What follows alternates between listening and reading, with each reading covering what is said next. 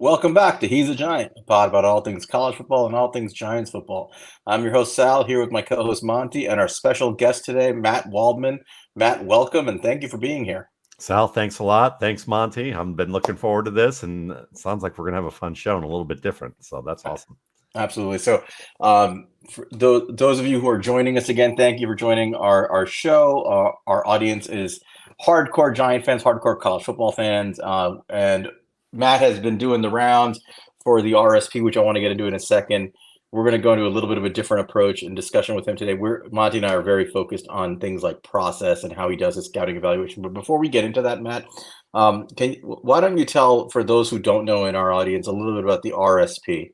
Sure. So the Rookie Scouting Portfolio is a publication that I've been doing for 19 years now, or really 20 if you count the year of prep to go into the first one. So I've been doing this for 20 years. It is rooted in really process management types of work for evaluating performance. And I make it a very transparent document. I have a background in operations management, quality management, journalism, and I don't count fantasy football as journalism. I legit worked for 10 years as a magazine features writer and editor, and then also a little bit in music as well. So with all that mentioned, is what this is kind of a choose your own adventure book where I take you through my process in a transparent and hopefully entertaining fashion to provide you how I arrive at my scores for these players, providing you complete scouting reports, as well as rankings of the players in a tiered and ranked format. And in addition to that, I break everything out in a variety of different ways so that you can kind of see how it's all put together and how you can drill down into different areas of their games where I think they're, particularly good, where they have areas to improve, where I think they can improve, where I think maybe they can't. Things that I noticed on film, as well as doing my own data collection of different types of things that we often see in box scores, but don't provide enough context for an evaluator to really see otherwise. And I provide all that. And then in addition to that, I've been writing about fantasy football since 2003. So I also give a fantasy take. And the RSP has a pre-draft component and a post-draft component. And I do that for a reason, because I like to look at the pre-draft in terms of talent unfiltered. I don't care about draft capital. I don't care about the narratives. I don't care about what the NFL thinks or what fantasy football thinks. If I think that Isaiah Crowell way back in the day was the number one running back in that class, even though he had been kicked out of Georgia and was playing at Alabama, I think Southern Alabama, or it's Alabama State, Southern Alabama, I was going to put that, in the same way that, maybe to Giants fans' chagrin, I thought Saquon Barkley was the second best running back in this class to Nick Chubb. So, those are the types of things that I do. And then in the post-draft, it's more of a fantasy-oriented document where I talk about fits and draft strategies, and I give values based on all of that. But the RSP is one of the two most purchased independent draft guides by NFL people, according to folks like Alex Brown, who's been a recruiter at Houston and Rice, and director of recruiting both at Rice and SMU, and now at Ole Miss. And he meets with these guys regularly, and he says that this is one of the two most purchased guides. And I certainly have conversations and get a chance to talk to people who purchase it, who have had NFL affiliation, and they'll confirm that occasionally as well in terms of what they see and the kind of feedback that I've gotten. So that's kind of the 2-minute elevator pitch. So, no, I appreciate that. So, for those who've paid attention to Matt in years past, or those just learning, we have provided the link in our page, and we'll shoot it out again. But anybody listening, it's mattwaldman.com, and we highly recommend you guys purchase the RSP. When you see it, you're going to realize it's real value. I think it's $21.95, right, Matt? Yeah, for both those things I just described. So yeah, and people talk about how much it helps them, but I really look at it as giving you a chance to make your own decisions with it, even if I'm giving you recommendations, because I want to show you the landscape of the player, not necessarily this is law and this is what I think. That's really what it's for, is for you to help make good decisions. Yeah. It's for everyone listening, it is in the description of the YouTube video, so feel free to pull that up and look at it. But yeah, I mean, I couldn't believe it when I opened that thing up, and for just I go through the Beast and all that every year, but like how much you have in for just 4 positions. It was. I have a question for you, Matt. Do people tweet at you every single year? People printing out that thing, and how thick is that if they do? Okay, so he's got it right there. Look at that. No, I don't. But let me put it this way: these are two music books, and I once printed out a chapter, and it was thicker than this. Wow! And this is actually the slimmed down version of it. So I'll just say this as a joke: I have a lot of respect for Dane. His and mine are the 2 most purchased by the NFL. From that standpoint, I do. I think that his work is very good and does a great job. But I do always chuckle that he named it the Beast. He has 4,000. It's a beast because it's got, I think, 2,000 or 4,000 players, and that kind of broad coverage is great.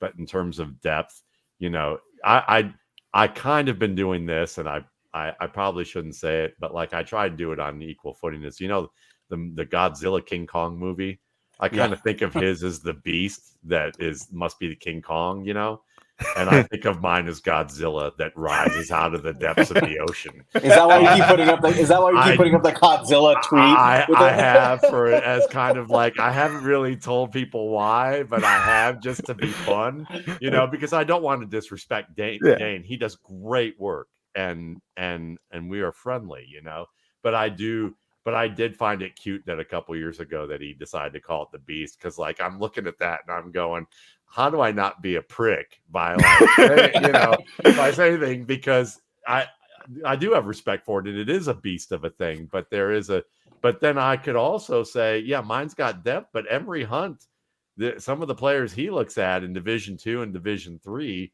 is pretty deep too. So I do that as a joke. And also I joke that it's kind of like, the thing that's related to a bird, the predecessor of a bird anyway, was really a T-Rex. So, what's the closest thing to a T-Rex is Godzilla. So I'm just having fun, and I like Godzilla movies. So it was all those kind of things in one.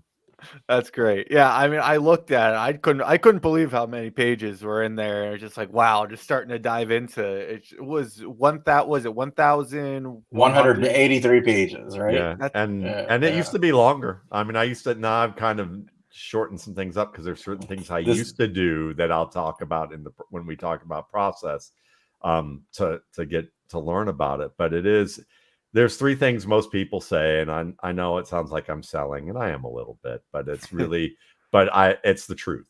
And it's that first time readers are blown away by what they see when they get it. They're like, I heard the hype, but I didn't believe it was like this. You're a madman. This is crazy. The second thing is usually, I'm a customer for life. And then by next year, the third thing is, when are you going to charge more? And I get that regularly. So, that's why I say pleasantly shocking readers since 2006, because that's a truthful tagline. It generally does that. Yeah, just for fun, I did the math. I'm like, this is less than 2 cents per page is what I'm paying here. Yeah, well, and I think when you start reading it, you start to realize the depth of your research. So with that, why don't we get into this? So Matt only does 4 positions. He does quarterbacks, wide receivers, running backs, and tight ends. And all of this information is about those 4 positions, which is remarkable. But let's just start with the big one. I mean, the Giants, as you know, Matt, are in a very strange situation where their roster needs rebuilding. They clearly need a new quarterback. They're in a position to get a new quarterback, perhaps. It's a weird year, where 6 usually gets you like a top of the class quarterback. It's a little bit different this year. We'll see how it goes.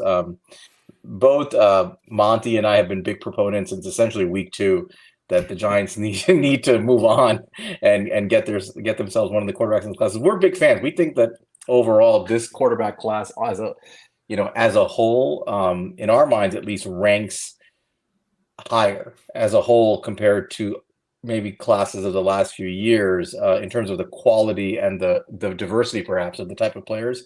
So why don't you tell us about your your overview of the quarterbacks and just how you go about scouting them? We can just start with like what your general view is of this class, and we'll go into the details of your scouting. Okay. No, that sounds great. Based on the years that I've been doing this, I've grown increasingly dissatisfied with it's like many people have, but for me it's probably been about 10 to 12 years I've been dissatisfied with how NFL approaches quarterback evaluation and development.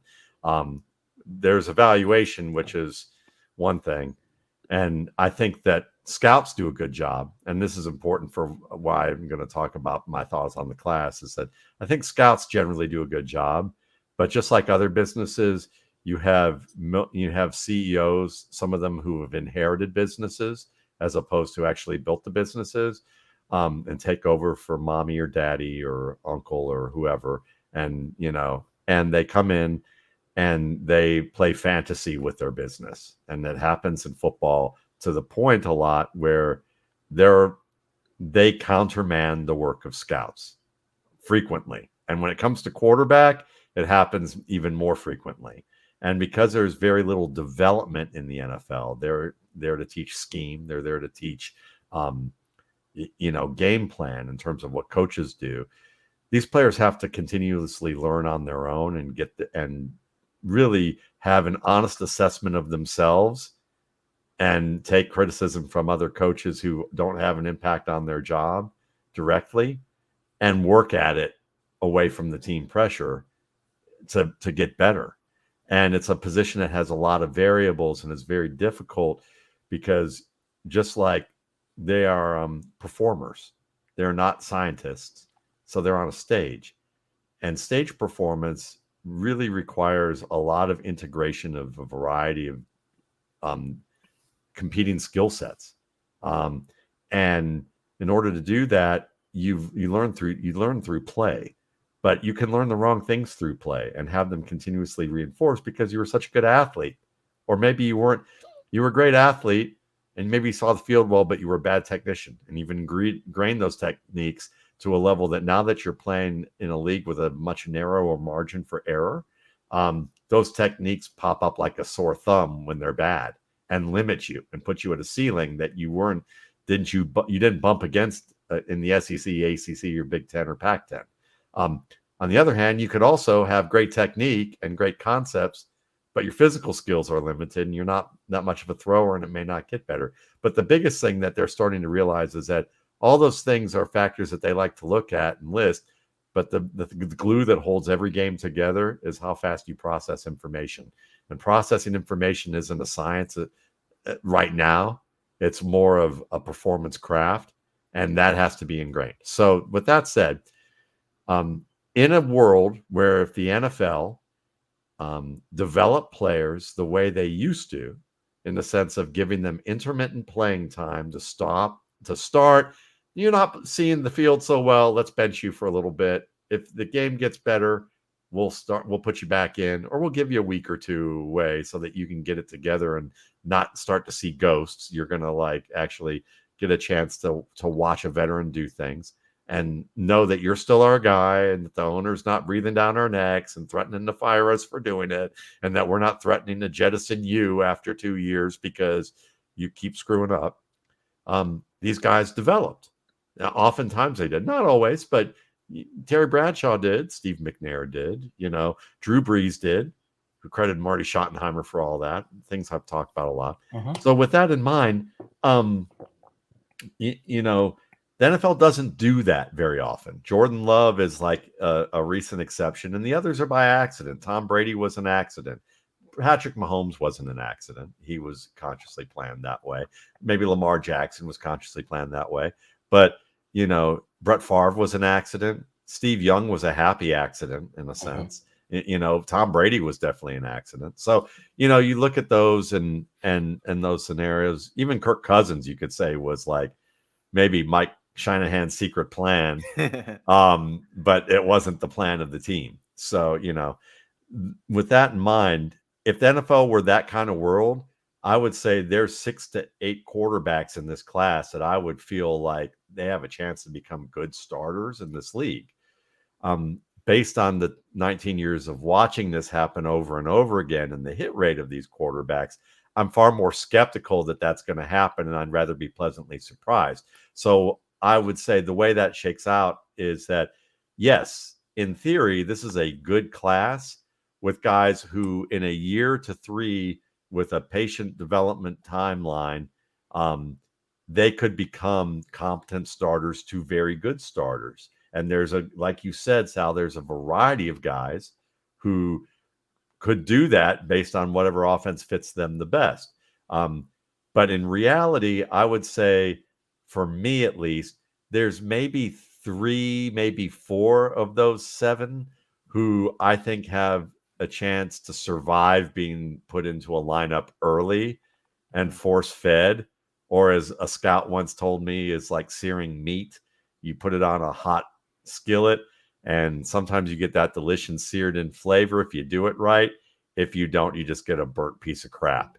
And my fear is that really, if I'm being conservative, there's one player, Caleb Williams, who is absolutely is not maybe fully childproof, but he's pretty resistant to some of the incompetencies. He'll be okay, I think. There's another one that I think if you had to put him in early, he would surprise and be surprisingly competent. And then there's one who's a safe player who'd have ups and downs, but I think he'd overcome it, but his ceiling isn't super high. And then there's 3 or 4 that I'm worried if they're put in early, and they likely will be, there's a really strong chance that we see Sam Darnold, Drew Lock, Mitchell Trubisky,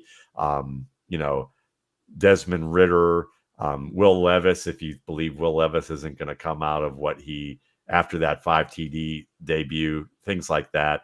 Baker Mayfield, maybe it's the best case, as another one you could list like that. Those are the 67% who don't hit right, notably. No, I think we've been big fans and proponents. We're junkies, so we do this daily on like Giant Spaces and things like that. And we've been, at least I know I've been a big proponent of, we need to take a step back, and I hope teams do, and look at that development process and stop rushing these kids. I think the rookie pay scale has pushed a lot of this. That you want to get them out there and you want to squeeze out production as quick as possible, and then be able to get what you can and discard them. But I think what you're doing is you're discarding at too high a rate because you're not developing them. I would agree. Yeah. And so I'd like to see most of these kids actually sit. I know the 2 that are the top of your list, interestingly, are 2 guys that I've loved. I mean, Caleb is an easy call. I think he's as situation proof as anyone in this class, I think, as you just said. Michael Penix Jr. is the other one. I know he's your number 2, and I've loved him. I've been battling for him for 2 years now against people because when you watch him, he's a very advanced passer. I mean, I think you already see that he's a developed, evolved passer. But I really like both Monty and I are big fans of Drake May and JJ McCarthy for the development side, traits, sure, athletic upside. But I agree with you. I think if you put those guys into a game situation where they're forced to carry a team right away, I don't think this will benefit them. I would like to see both of those guys, and even Jaden Daniels, who people feel has a very high floor as an upside starter. I have concerns about his ability to process over the middle and as a passer. I think he has a good floor as a runner, but I don't know how much that translates in the NFL, the way he runs. But yep, I think all these guys could use, at least like half a season on the scout team, and just working. I don't know how you feel about that, and how do you even assign like that kind of if you were being hired by, let's say, the Giants, they drafted one of these kids, you name it, whether it's JJ or May or whatever, and they said, Matt, tell us how you would utilize this prospect. What would you do with him? What would be your recommendation from what you've learned about these guys? Like just for example, JJ McCarthy. What would you tell the Giants? How would you handle his development? Well, first thing that I would probably do is say before you wanted to talk to me before you drafted this player.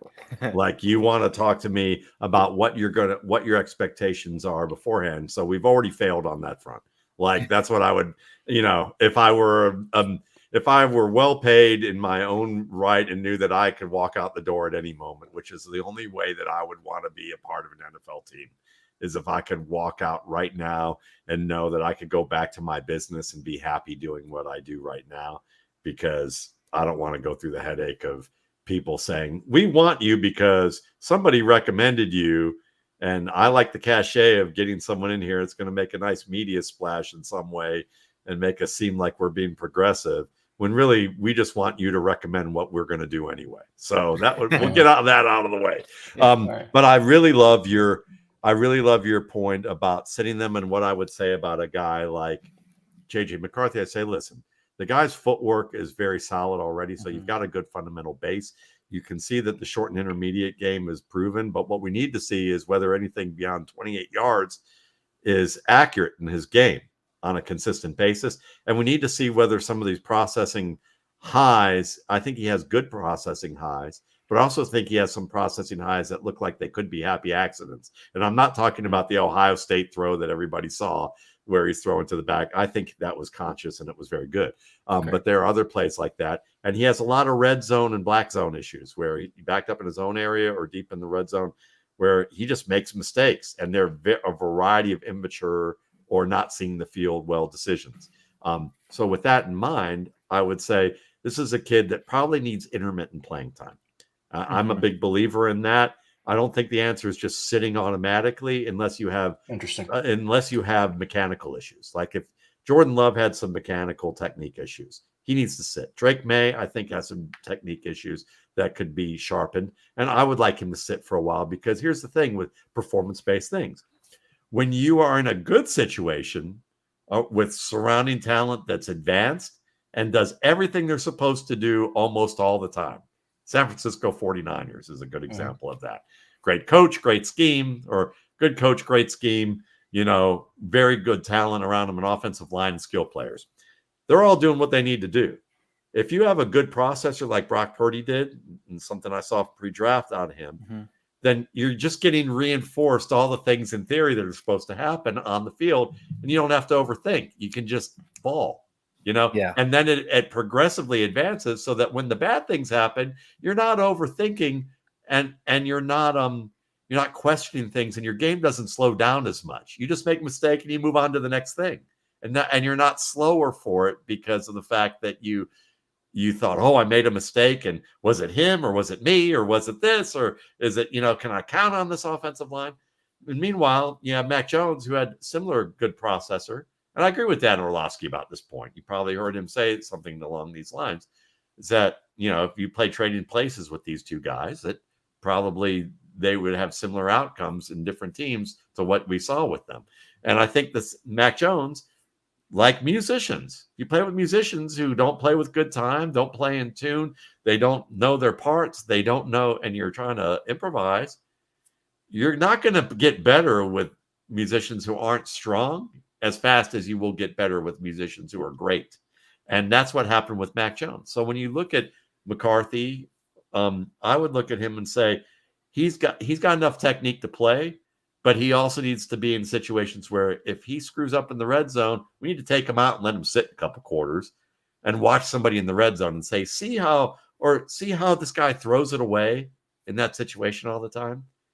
I know you nodded your head, I understand when I told you take the easy stuff, but this is what's going to happen when you don't. And you need to watch that this guy does. See how he drove down the field, even though he threw it away 5 times on that drive. But we just had a 13-minute drive because of what he did. Do you understand? Like, you need to see that. Did you see how tight the coverage was? It wasn't just you was facing tight coverage. It was this guy who everybody wants you in the game. They don't give 2 craps about this guy. Understand. It's like the whole old movie Bull Durham with Tim Robbins and Kevin Costner, where, Kevin Costner's telling him what to do. And he's like, no, I want to throw this pitch. And he's like, sure, go ahead and throw it. And then watches how far he hits it. Sometimes the prospect needs to see that what they've been told all these years actually is going to happen this way, because they develop a sense of arrogance because of how good they are, and rightfully so. But then They dominate. They dominate their whole lives until they get to the pros. Yes. Yeah. So with that in mind, I would tell them, give him intermittent playing time, and when he screws up, have a good veteran.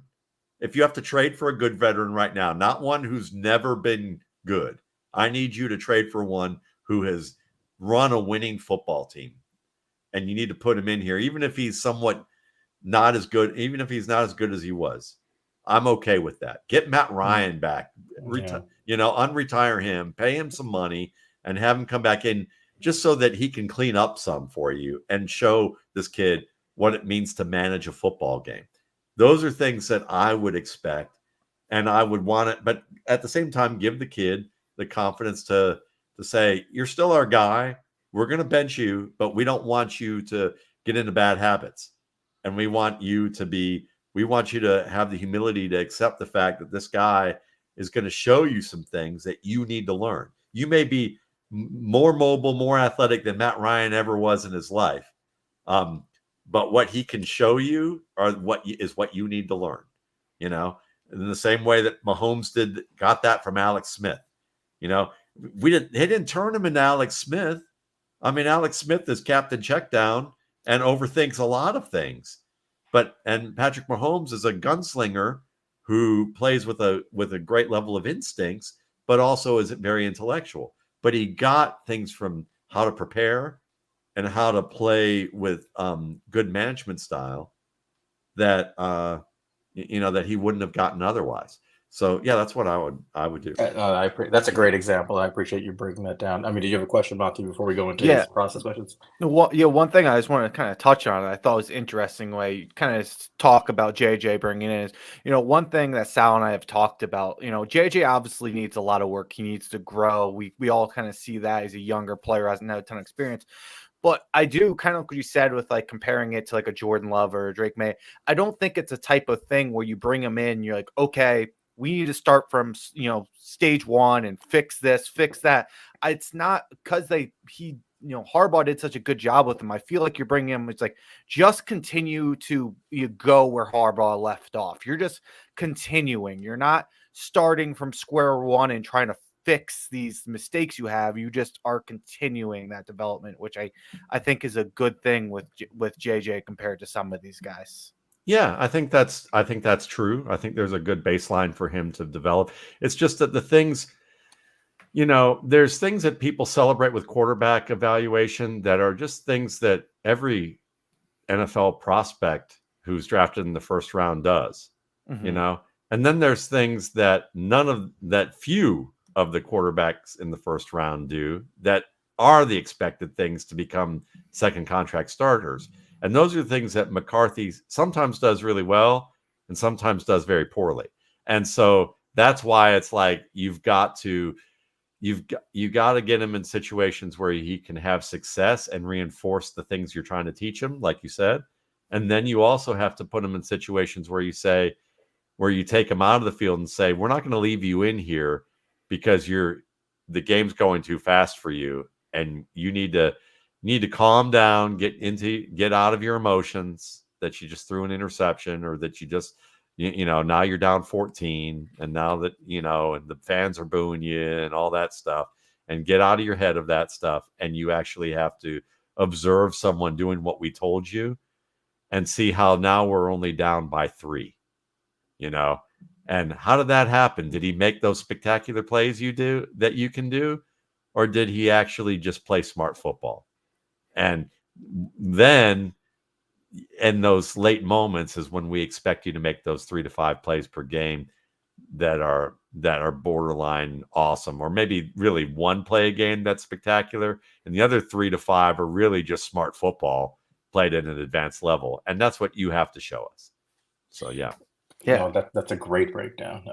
And the other, before we go into the process question, just quickly, the other end of the spectrum, in my opinion, and we both, it's interesting. I think I have McCarthy and Penix rated fairly closely for completely different reasons. McCarthy for, well coached, good footwork, young. The things you talk about that are deficiencies, I feel, at least in my opinion, are things that with experience and good coaching, he can probably fix. You see the talent is there. I've heard Dan Jeremiah say, he can do everything. Like, he's like, as a scout, if you see a kid do something, he's got it in the arsenal. It's up to us to make sure he does it consistently. For Michael Penix, though, I mean, I've been banging the table for him for since last year when he came back to Washington after his injuries in Indiana, and it's been very frustrating as a fan of his this year, because I feel like there were predetermined biases against him in terms of, in my opinion, of how to grade him. I mean, everybody's consistently had him graded as like a day 2 pick, and I think that's based off his age and his injuries more than anything. And I feel, I don't want to accuse anybody of doing this too openly, because I respect the guys who do this, but I feel like they started with that conclusion, and their scouting reports seem to be overly harsh and try to fit the day 2 narrative with him. And I've never seen that hit him. I've seen a very advanced passer who's ready to play now, who's ready to win now. And I feel the criticisms about his athleticism and all that stuff, I don't know how that actually translates to negatives in the NFL game. For example, his pressure to sack rate was the lowest in the class. It's, I think, 7.6%, and it's been consistently like that the whole time. Yeah. He doesn't take sacks. He gets the ball out. Either he gets a completion or he throws the ball away, but he doesn't end drives with sacks, which is something I greatly appreciate. So can you tell us about his whole career? I mean, he has incredible pocket presence. So can you tell us just your synopsis of Penix and how he would fit in year 1 in the Giant system, specifically with the current coaching staff, and how you would use him? Well, you're preaching to the choir about Penix. I mean, for sure. And I also think that there's also a subconscious bias that people have, the same subconscious bias they had with Teddy Bridgewater, the same one they had with Lamar Jackson. It's just maybe not as pronounced now, because nobody who has that bias, and I think it's subconscious, but all equally so, even if they don't realize they have that bias, but they're down on him, they don't want to, they know they don't want to go too far with, like, say he's not a quarterback, which would have been ridiculous, and it was ridiculous with Lamar. But I think that there's some of that there, because in the world, what often happens is even people who mean well will often look at someone and say, well, I believe everyone should have equal opportunities and equal rights, but then, because of their preconceived biases that were taught to them and that were reinforced by how things are in our country sometimes, they do not realize that they are putting people in a hole to begin how you assess them. So that's a thing that's very frustrating to have to battle. And so when you look at Michael Penix, I think he faces that.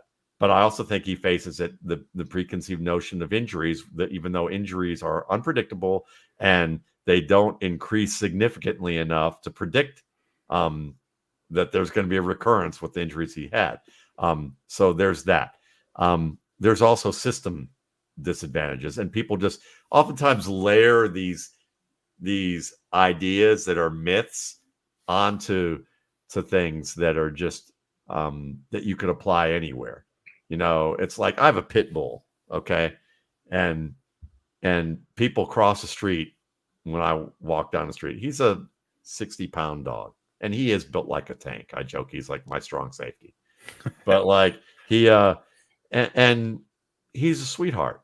But if people talk about myths of the jaws locking up, and that they attack their owners and turn on them, and that they're all these things, and they're all layers of myths. And the layer of myth that I always found interesting about Michael Penix is the system. He's a system quarterback. They made it easy on him. Lots of RPOs, lots of outside stuff. Yes, he throws beautiful vertical shots, but that's rooted in the fact that in the small sample size we have with every quarterback in every system with throws, they're going to say it's a smaller sample size in the middle of the field because of the system. But guess what? It's already a small sample size. So if you're looking for the correct things, not completion percentage, you're going to actually see that he can throw in the middle of the field very well and make strong decisions there. He may need more experience like everyone else with reading hybrid defenses, different types of zone man mixes, and with better savvy of disguises that NFL defenders provide. But every quarterback in this class, including Caleb Williams, is a system quarterback. Every quarterback is a system quarterback because they played in a system, and those systems have some unique category things that sometimes make it harder for them to learn certain aspects of NFL quarterback when they go to a new system. But it didn't limit them. Lamar Jackson was accused of being a system quarterback, and he played for Bobby Petrino's system, which was, Tom Coughlin said it was one of the most advanced NFL offenses that I've been in, and he was doing that. And it even took the Ravens a while to go, well, let's stair-step him in because Ozzie wanted this pick when he left. So let's give him training wheels with Greg Roman's offense. And it took him, they waited 3 years too long, if you ask me, to let him play in a legit offense that wasn't training wheels because they wanted to bring him along because they felt he was a quarterback, but not really a quarterback, if we're going to be honest. And he had to prove all that.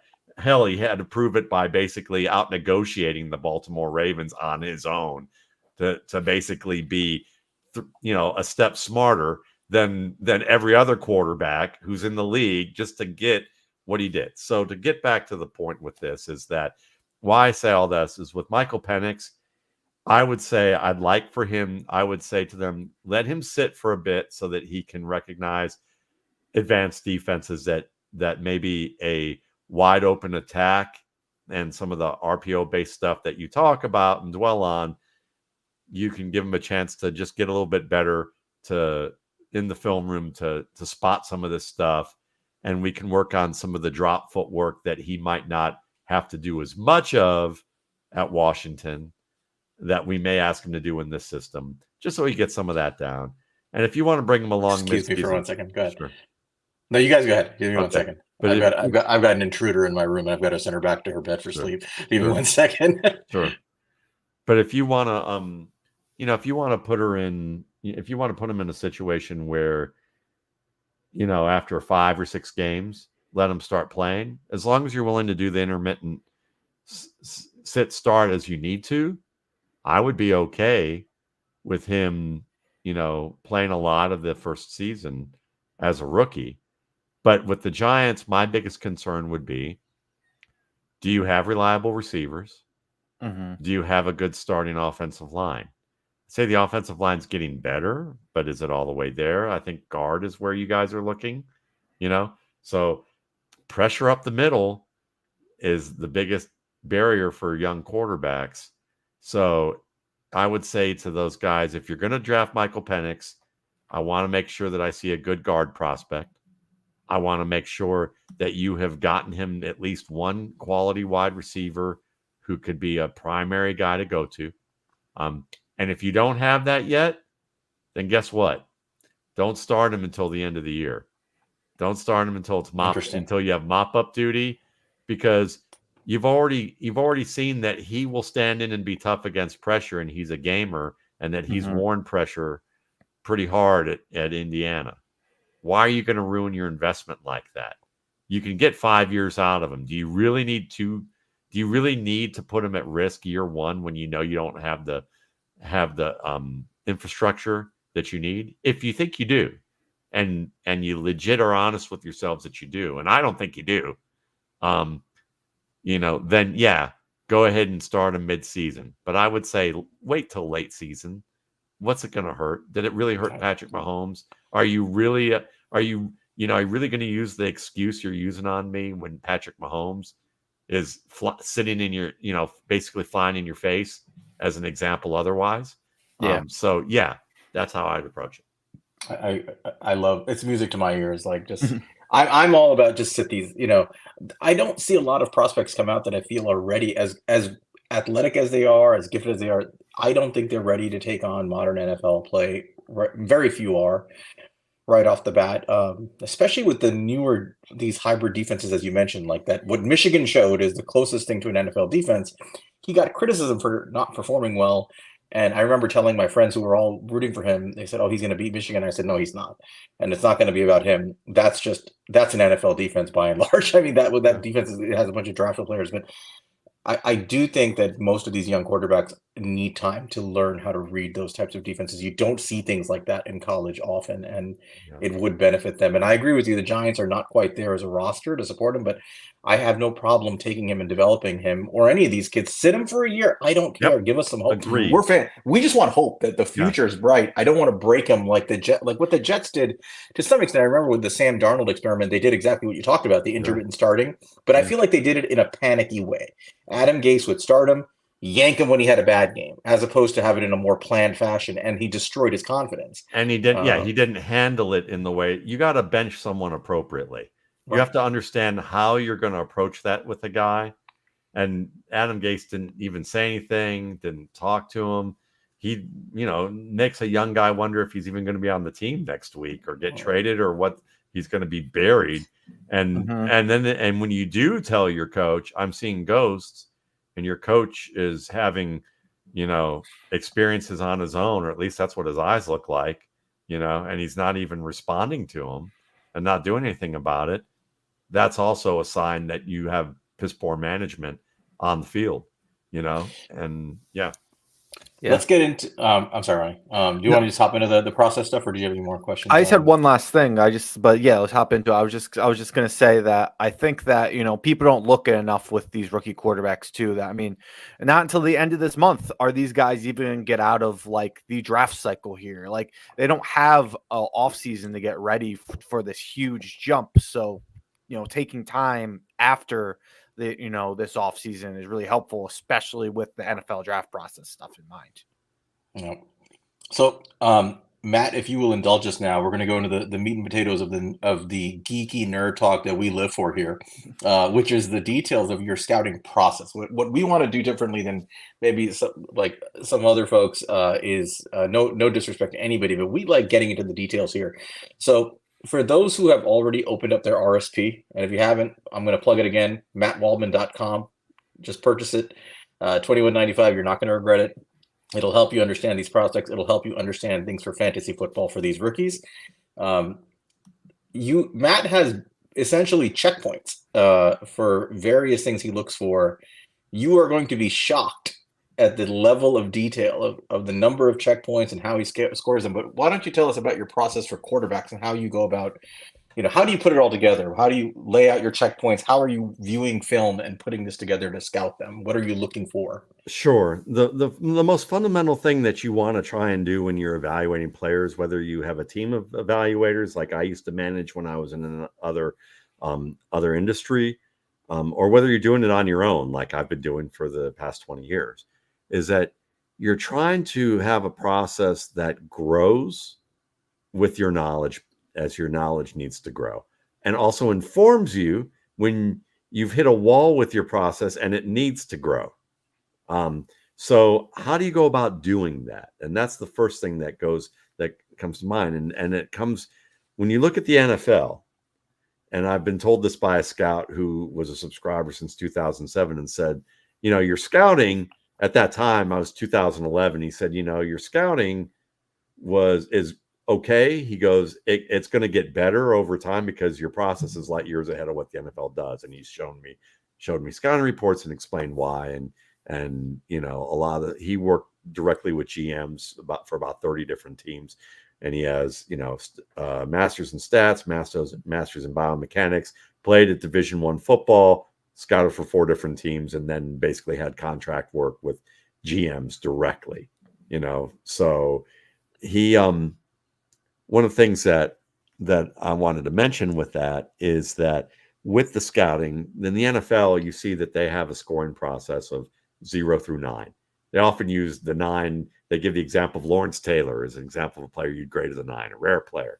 But when you look at that scoring scale, there's really no explanation as to why it scored a 1, 2, 3, 4, and so on.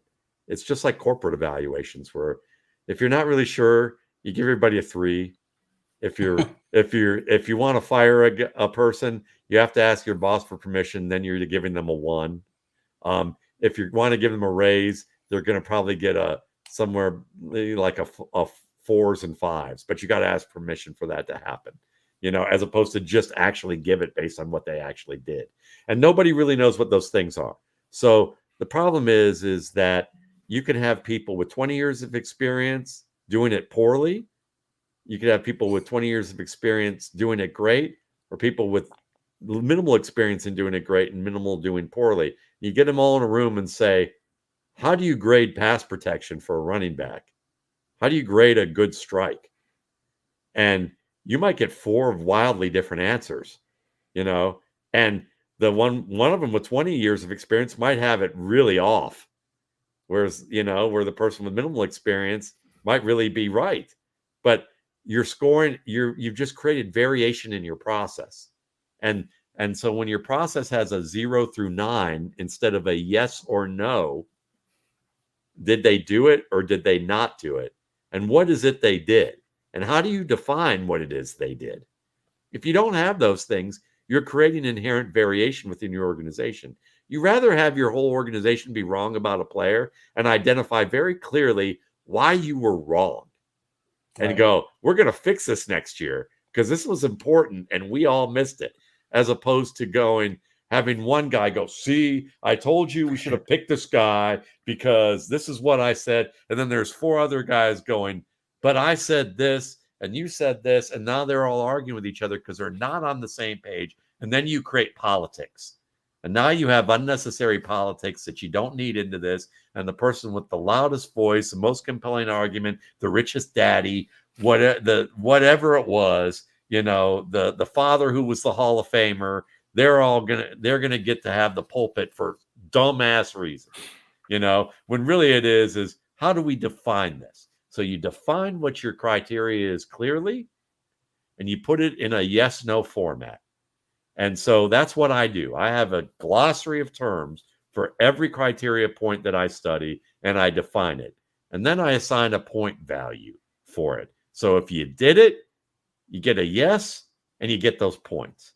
If you didn't do it, you get a no, you don't get those points. Now, does he have to do it every time? Because that's a good question that people would ask. I was going to ask you that, yeah. Yeah, does he have to do it? No, he doesn't have to do it every time. But he has to do it often enough that from your perspective, it was not an accident the one time he did it. It's got to be, it looks repeatable, And so you can say, if you watch him over a period of, for me, I usually watch players for 2 to 3 years of their tape. I may only track and put on a checklist of what I'm talking about and scoring them. I may only score somewhere between 3 to 7 games. Sometimes I do more. Usually I do around at least 4 to 6. I'll put it that way. Because I want to see repeatable behaviors. Sometimes the scheme or the offensive scheme or the defenses they face, there are going to be scenarios that you're just not going to see. And you're not going to be able to really put that. So if you don't know whether someone can do something because you didn't get to see it, then the question is, do you presume that they can, or do you presume that they can't? And from what I've learned is you don't presume that someone can do something that they can't. You presume that they can't do it and make them prove it that they can. If you're a defense and you're trying to stop someone, you're not going to go, well, we shouldn't do this. We shouldn't put this defense in because what if he beats us deep? And somebody says, have you ever seen this guy beat anybody deep? Have you ever seen him make a throw a deep out of 30 yards from the opposite hash with velocity? Have you ever seen Deshaun Watson ever do that? And the answer would be no. So why are we going to be worried about him make him prove us wrong? If we lose because, like Bill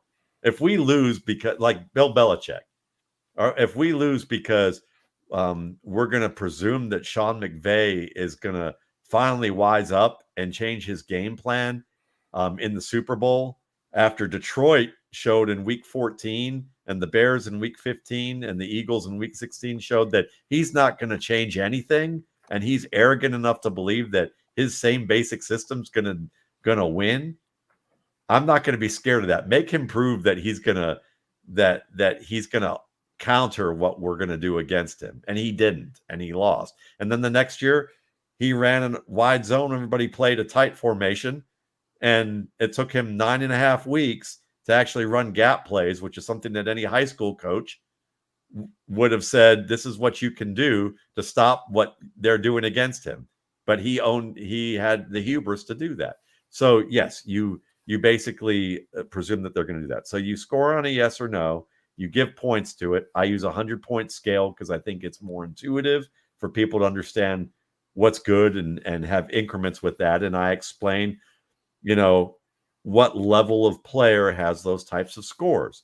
And so I use a checklist, and I have categories of things ranging from play fakes and the exchange to the timing. I define each of these things, like exchange, timing, the extension of the play fake, the variety of play fakes that they show. And then there's point values for all of those things. Then I have pump fakes, and ball security, criteria for each of these subcategories, dropbacks, releases, what their feet are doing, what their stance looks like, whether they have efficient weight transfer. I'm not looking for everyone to look like Tom Brady. I mean, Brett Favre at 40 was throwing balls where he brought the ball down lower than Tim Tebow ever did. To me, it's about, do you get the job done? Is it keep you healthy? Your process going to keep you healthy doing what you're doing and not ruin your shoulder or your arm or your feet? And is it repeatable? If it's those things, I can live with whatever quirks as long as it's productive, scalable, repeatable in a healthy fashion and a productive fashion. So I love that you've kind of taken a lot of subjective variability out of the evaluation process by having sort of a yes, no, he either does it consistently. Where I have a question about this, and I'm sure you have a great explanation for it, but I found myself wondering why some, and I think I know the answer, but I want to get your direct answer on this, why some areas of grading are scaled differently in terms of the points allocated. So let me give you an example. A star caliber performer quarterback for platform accuracy with no pressure gets 12.5 points, but for off-platform no pressure only gets 5 points. So is that just because of how often you are in that situation? How did you come up with that grading system? That's a great question. So what I just was reviewing before we went to this question was what I call breadth of talent score. And I first started the RSP, I did solely just 100-point scale breadth of talent. And what I was doing in my inexperienced, uneducated manner of this was saying the breadth of talent is basically how much can they do that's asked of the quarterback position. It's like a resume. You would say, what are all the things you're expecting from the job, or you could possibly expect from the job, and how much of it can you do? But what I was realizing is I wasn't grading how well they did it. I was just showing how much they could do, and that there was a real gap in how well they did it. So what you're asking me about is the tiered based section of my scoring, which is the depth of talent. And that's how well they do certain things. And what I like about these two things is that you get two dimensions. The breadth of talent shows you really how much was asked of a player for them to do and whether they could do the baseline level of it. Not how good they were at it, but whether they just passed the minimum baseline of expectation to say they did it. Then the depth of talent, I define in more detail how well they do it, do that particular task. So to get to your question, the reason that a certain area like platform accuracy is a lot more points than off-platform accuracy is that I give more points for what the baseline of what everyone's expected to do. Everyone should, from a clean pocket with their feet in a solid position, without pressure, throwing the ball the way everyone would expect to throw a ball, should complete passes at a high rate. Mm-hmm. So therefore, the most points come from that, because really we're looking at percentiles of players. When we talk about the NFL or high school players. High school players, probably the best high school players are in the 80 to 85th percentile of all football players. So you're saying they're as good as 80 to 85% of the football playing world. But then as you get higher up, the percentiles get smaller. And the number of errors per whatever you're going to judge it by. I say errors per million, even though nobody throws the ball a million times, but errors per million. That number the margin for error gets smaller and smaller. So what happens is top college players are in the 90th to 95th percentile of all players. Then NFL players are in guys trying to make an NFL roster in the 95th percentile.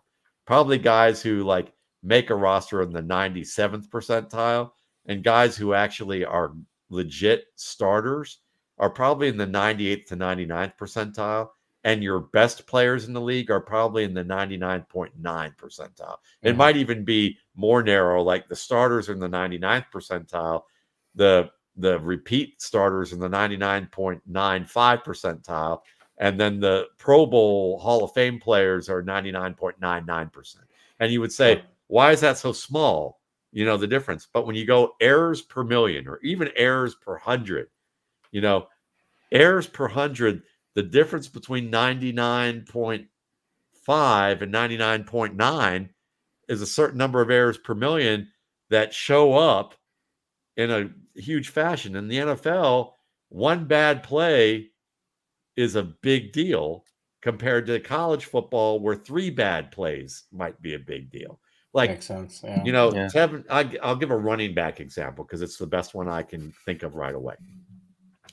Watching Tevin Coleman at Indiana, I watched him against Ohio State. I don't really care about competition most of the time. I care about whether they make errors and whether they fit the criteria of my evaluation, because it's process oriented, not results oriented. So Tevin Coleman had 178 yards against a good Ohio State team. And everybody talked about that game and how good he was in that game because of the outcome. And I watched that game, and he had 3 big runs, and he had lots of screw ups in between. Like just things that when you project to the NFL, didn't read the defense right, didn't make the right decision of where to go, tried to take chances he shouldn't have made, bounced everything outside he shouldn't have done. But there were 3 plays where he was faster than everybody else. Okay. And they talk about how good of a game that was. Did Indiana win that game? I don't remember, but I don't think they did. Okay. And multiple times when he made those bad decisions, he closed off the playbook for Indiana. You know who also made great plays like that? Kenyon Drake at Alabama. Okay. But when you put them on an NFL field and you close up the playbook because you're trying to bounce a play outside that you shouldn't have, because you think you're going to get a 78-yard run or a 60-yard run, and now the offense is off the field because you cut short that drive, the coach is going to say, let's put the 35-year-old Frank Gore in or the slower Devonta Freeman in, because I know what he's going to give us, and we can live with 3rd and 6 rather than 3rd and 12. Yeah. And that's a small margin for error. It's a small, it's a mistake, but those small amounts of mistakes add up, whereas the best players make fewer mistakes. So the thing I'm saying is that the common plays, the common platform throws, you get the most points for, because that's why people look at, I would argue, Zach Wilson and Sam Darnold and say they're good NFL prospects, and I don't see much of a difference between them and Patrick Mahomes or them and whoever else was drafted in the first round, but a little bit later. And then you look and you say, later on, as a fan, you look at it and go, Jesus, how can these draft people say that this guy was on par with this guy? Because it looks like they're 2 miles apart. It's those little details. Mhm. So for me, I'd rather have guys scored, the common things get higher points. The uncommon things get lesser points because it gives you that percentage difference that's reflective of percentiles. 99 to 99.5 sounds small, seems indistinguishable. But then when you start looking at it in plays, you realize how much of a canyon there is between those two things. I think Monty has some questions about your process of evaluating processing and other things. So I think you wanted to get into some of that stuff, right? Yeah. So Matt, I wanted to ask you a little bit. Like, one question I hear a lot from fans, and I don't necessarily always have a great answer for it, and it's a hard one to conceptualize.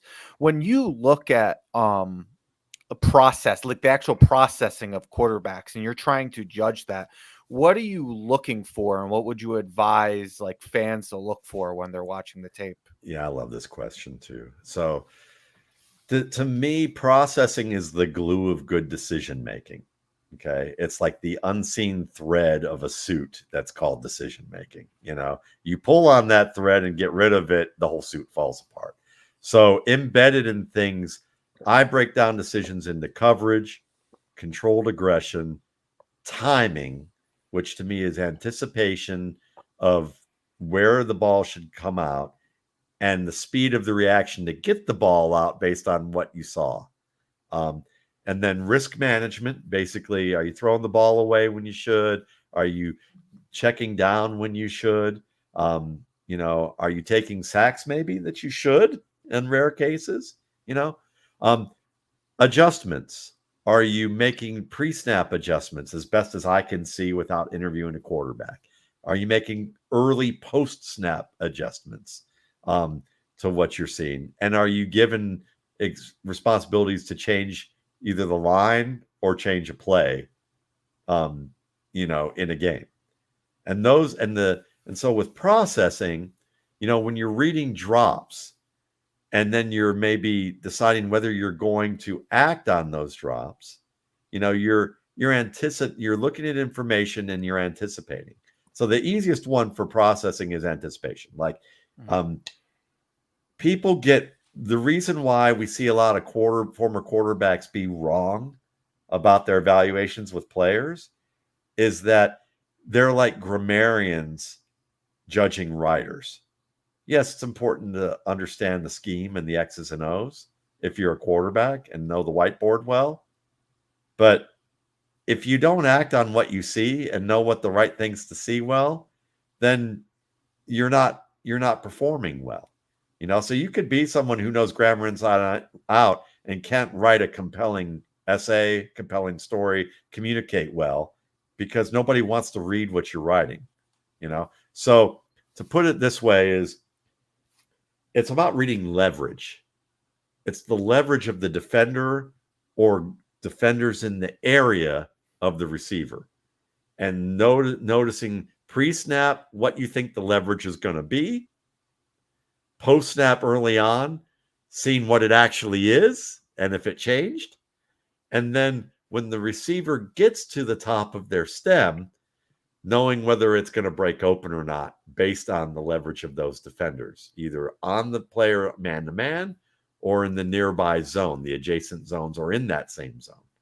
And at that point, when you know that it's likely to break open, you're not waiting for confirmation that it actually did break open.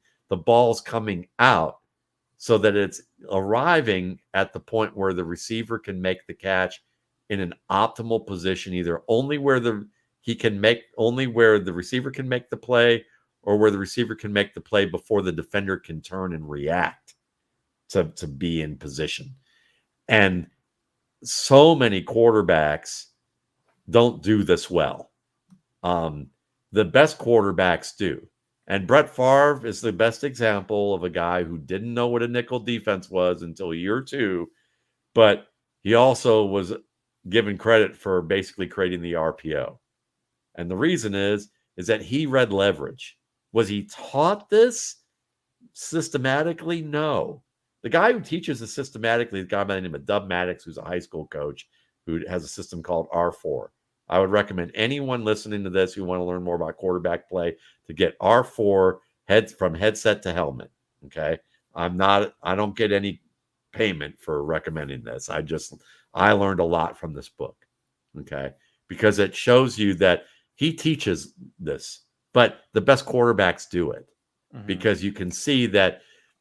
Watch their feet. When you're watching all the things I just mentioned, you're also going to watch their feet and their feet are showing whether or not they're processing fast enough from what they see. Okay, because their drop, after they finish their drop and they see the things I described, when the back foot hits the end of their drop, is the ball coming out if it's the first read? If yes, they've processed it well, especially if they placed it well, that they processed it well. If it's not and they hitch once and then they throw it, more times than not, even if they have a strong arm, you're going to see it slightly behind or slightly high, or leading them too far in some directions, usually behind the receiver when that happens, if they're a little late. That's a problem. They're slightly late. If they hitch a couple of times, they're usually probably about to take a sack, not going to be able to throw the ball, or pump fake and don't throw it. And it's not to manipulate the defender. It's a kind of more of it's a pump fake by accident. I would basically call it a hesitation. They weren't sure they really wanted to throw it. Like, their intuition was, yes, you do. But their ego was like, I'm scared. I don't want to. I'm not sure this was right. So those are things that you can look at and see, are their feet not moving out of rhythm, like in the sense of, like, are they delaying the rhythm of the throw? And so, Baker Mayfield was a great example of a player who had a high completion percentage, but against man-to-man coverage, against zone coverage, ball's out immediately, getting it out, and it's on time. Against man coverage, tight man coverage, you didn't see as often, but when you saw it repeatedly, you'd see half step behind the receiver, or throwing it to a point where the receiver, if he let it out a step or three earlier, often 3 steps earlier than he did, the receiver would have caught it on the move with the defender 1 step behind him.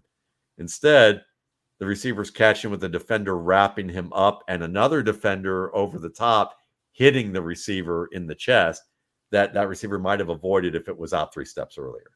And so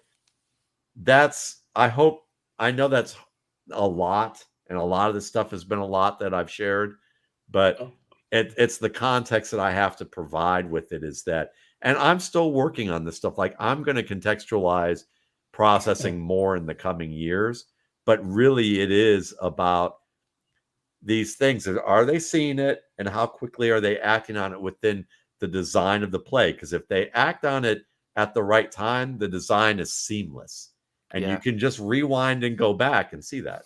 So can I ask you a question about, this is where sometimes, I remember when we did our quarterback episode, Monty and we had a discussion about processing. I hear, getting back to Michael Penix for a second, there are often criticisms about, he's a slow processor, he doesn't process well, which I kind of just call bullshit on. Right. But the play that I think, I remember when we did a quarterback review when we did our position groups, and I remember telling Monty, look, I think, and this is just my opinion, watching, when you watch his game film, it looks like he's throwing the ball maybe like a split second later than he should. But based on your definition of, drop the back leg, the back foot and throw it. And Monty said, well, is that an anticipation issue? And I said, I don't think so, because if you watch, and maybe I'm wrong, right? You can tell me if you agree. I said, if you watch the back of his helmet, he's staring off DBs. And he trusts his arm, and he knows where he's going with the ball. So he anticipates a throw, but he's manipulating defense. So, one, do you agree with that? And two, how do you figure in things like that when a guy knows he has a certain level of arm talent and he's trying to control defenses? How does that, I mean, because I think that a lot of analysts misinterpret that style of play as late processing or poor anticipatory throwing. An example of that, by the way, was in the Texas game. If you remember the touchdown in the back of the end zone to, I think it was to Jalen Polk, when he threw that ball, the announcer, I forgot who it was, immediately said, "Oh, that was a mistake by the safety. That should have been picked off." And I remember telling everybody who was watching, I was like, no, it wasn't, because he was being looked off until the very last second by Penix. He followed the quarterback's eyes, and the ball went the other way. So I don't know if you remember that play, but honestly, one of the plays I do remember, and I don't remember where it was the back of the end zone or not, but I do remember a play where he dropped back, he felt pressure off the edge, and he climbed and threw. he climbed pretty fast, stuck the landing beautifully, and threw it into the end zone. But I think it was one that was into the shallow part of the end zone that he threw that I saw that was very good processing of information. But in general, but in general, point, to this point, I'll put it this way. He is good at going from his first to his second read. And he gets the ball out as soon as he pivots to that read. And he can manipulate, he can manipulate defenders in that fashion. There are times where I think he can wait too long until his receiver makes the break when the route's his first read, and he's staring at that first read. Sometimes I've seen that. So that happens. Every player, no one's perfect with processing. That there are. So when I see that, it wasn't anything that was. It happens. He can do that. It's not for me, if it was a routine big problem, a recurring, issue, I would note it as a recurring issue as opposed to occasionally does that. He can tip off coverage in zone where when he's looking at when it's a first read in zone, the anticipation's absolutely there. When he's a facing zone coverage, he can wait for a receiver to break open where I think he tips it off rather than actually manipulate. And there are times in the middle of the field where there's coverage nearby that's not in the zone, but in striking distance to be able to undercut or cut off, where I think he can, that at least early in his career, he didn't account for it in the middle of the field. But I started to see him account for it more in 2022 and 2023, and he started to become very good at it against defenders when he was throwing to the boundary, whether he was on schedule or off schedule with it. So yes, there are things with, Matthew Stafford and Josh Allen can force balls in, but at the same time, there are times where that does, that they can have hubris too. So, with him, I would say the zone coverage is a little bit bigger issue for me, where I think working outside in is where he has more issues than working inside out. Or where he has to make quick pivots from one side of the field to the far opposite. But everyone has that issue. That's a hard thing to do. The guys who do that great are rare. Like, how do you take it into account though? Like the process of specifically the guys who try to look off DBs, and how do you like, do you get points against you, I guess, when people are grading your processing, if that's what you're doing, or if you just trust your arm? I guess, how do you account for these kinds of variabilities? Because it's like, for me, what it's about is, Patrick Mahomes has a gun and he makes logical decisions, So what I look for is that, can I identify specific scenarios where he's manipulating someone and it doesn't work well? Okay. If I can identify that, then I'm going to articulate in the scouting report. And if it just happens, sometimes it works and sometimes it doesn't, and it's the same kind of scenario, and he's had the same exact scenario, like same type of coverage that I can see, same type of position of the safety, and he got it right once, but he didn't get it right the other time, and it seems to be like on and off, then I'll try and note that, he's not consistent with these things, but there's promise there because he's shown that he can do it, but he has to use better judgment in these situations at times. That's kind of how I look at it. And then from a point of view of, like, and then how I would score it would be, if everything else in his game from a decision-making processing standpoint is on the positive end with that, then I will give him the points. If it's something where this is weighing down his game and it's a fundamental thing where it's like, this is going to happen a lot, and I don't care if you're manipulating defenders, this type of coverage you're going to see commonly, then I might look at that and say, all right, I need him to prove that he can do this in these situations more often to get that opportunity, to get that grade. Great. Monty, you have more questions for Matt here on the quarterback stuff before we move on to the other positions? No, I think we went over a lot, so I definitely think try to get to some of these other positions. So I have a little bit of time here. Yeah, no, we appreciate you going into detail there. That's what we asked you to do. You Yeah. did. You saw the book. I'm going to go long. Yeah. We're like perfect guests to go into this detailed stuff here. So the next big group, obviously, not just in terms of what the Giants need, but just the strength of the draft class, obviously, is the wide receiver group, which is really remarkably strong this particular year. At least according to most folks, we felt it was pretty strong. So can you just give us an overview of how do you go through your process of scouting wide receivers? I mean, we did read through like your checklist, which is when I saw your wide receiver checklist, I was even more overwhelmed than when I saw the quarterback checklist in terms of Yeah, so, and if you saw the accuracy matrix that I do for quarterbacks, which I do not show, it looks like insanity. Like it literally is. Like I could screenshot it if you would like to see it. If you want to. please DM us because we're gluttons for punishment. So Yeah, we'd love to see it. Yeah, But I love this stuff. But I'll screenshot it later. In terms of doing that. But it really, all the things you talked about with those accuracy, I'm literally charting plays, whether it's pinpoint or what I call catchable accuracy, but not the receiver had to do more work than they should have for the type of coverage and play to get that. And then I use next gen stats to kind of for averages for certain things to say, does he have these levels of accuracy for it? So I'm literally charting accuracy on my own for every game that you saw in the checklist that I did of him. So so that's something that I'm doing as well. So with wide receiver, how I evaluate them, I'm looking at things like their releases, ranging from their release. I do depth of talent and breadth of talent, and same type of thing with all four positions. Okay, but the depth of the breadth of talent helps me also inform the depth of talent. So breadth helps inform the depth, and so what I'm looking for is how well they separate, and that comes from releases at the line of scrimmage. What kind of footwork and handwork tools are they working with, and whether they apply them with the appropriate expertise and artistry, meaning like what kind of pacing variation they do, what kind of violence and suddenness they deliver that should be expected from these combinations. Are they using the combinations that make sense based on the defensive leverage that's facing them in coverage?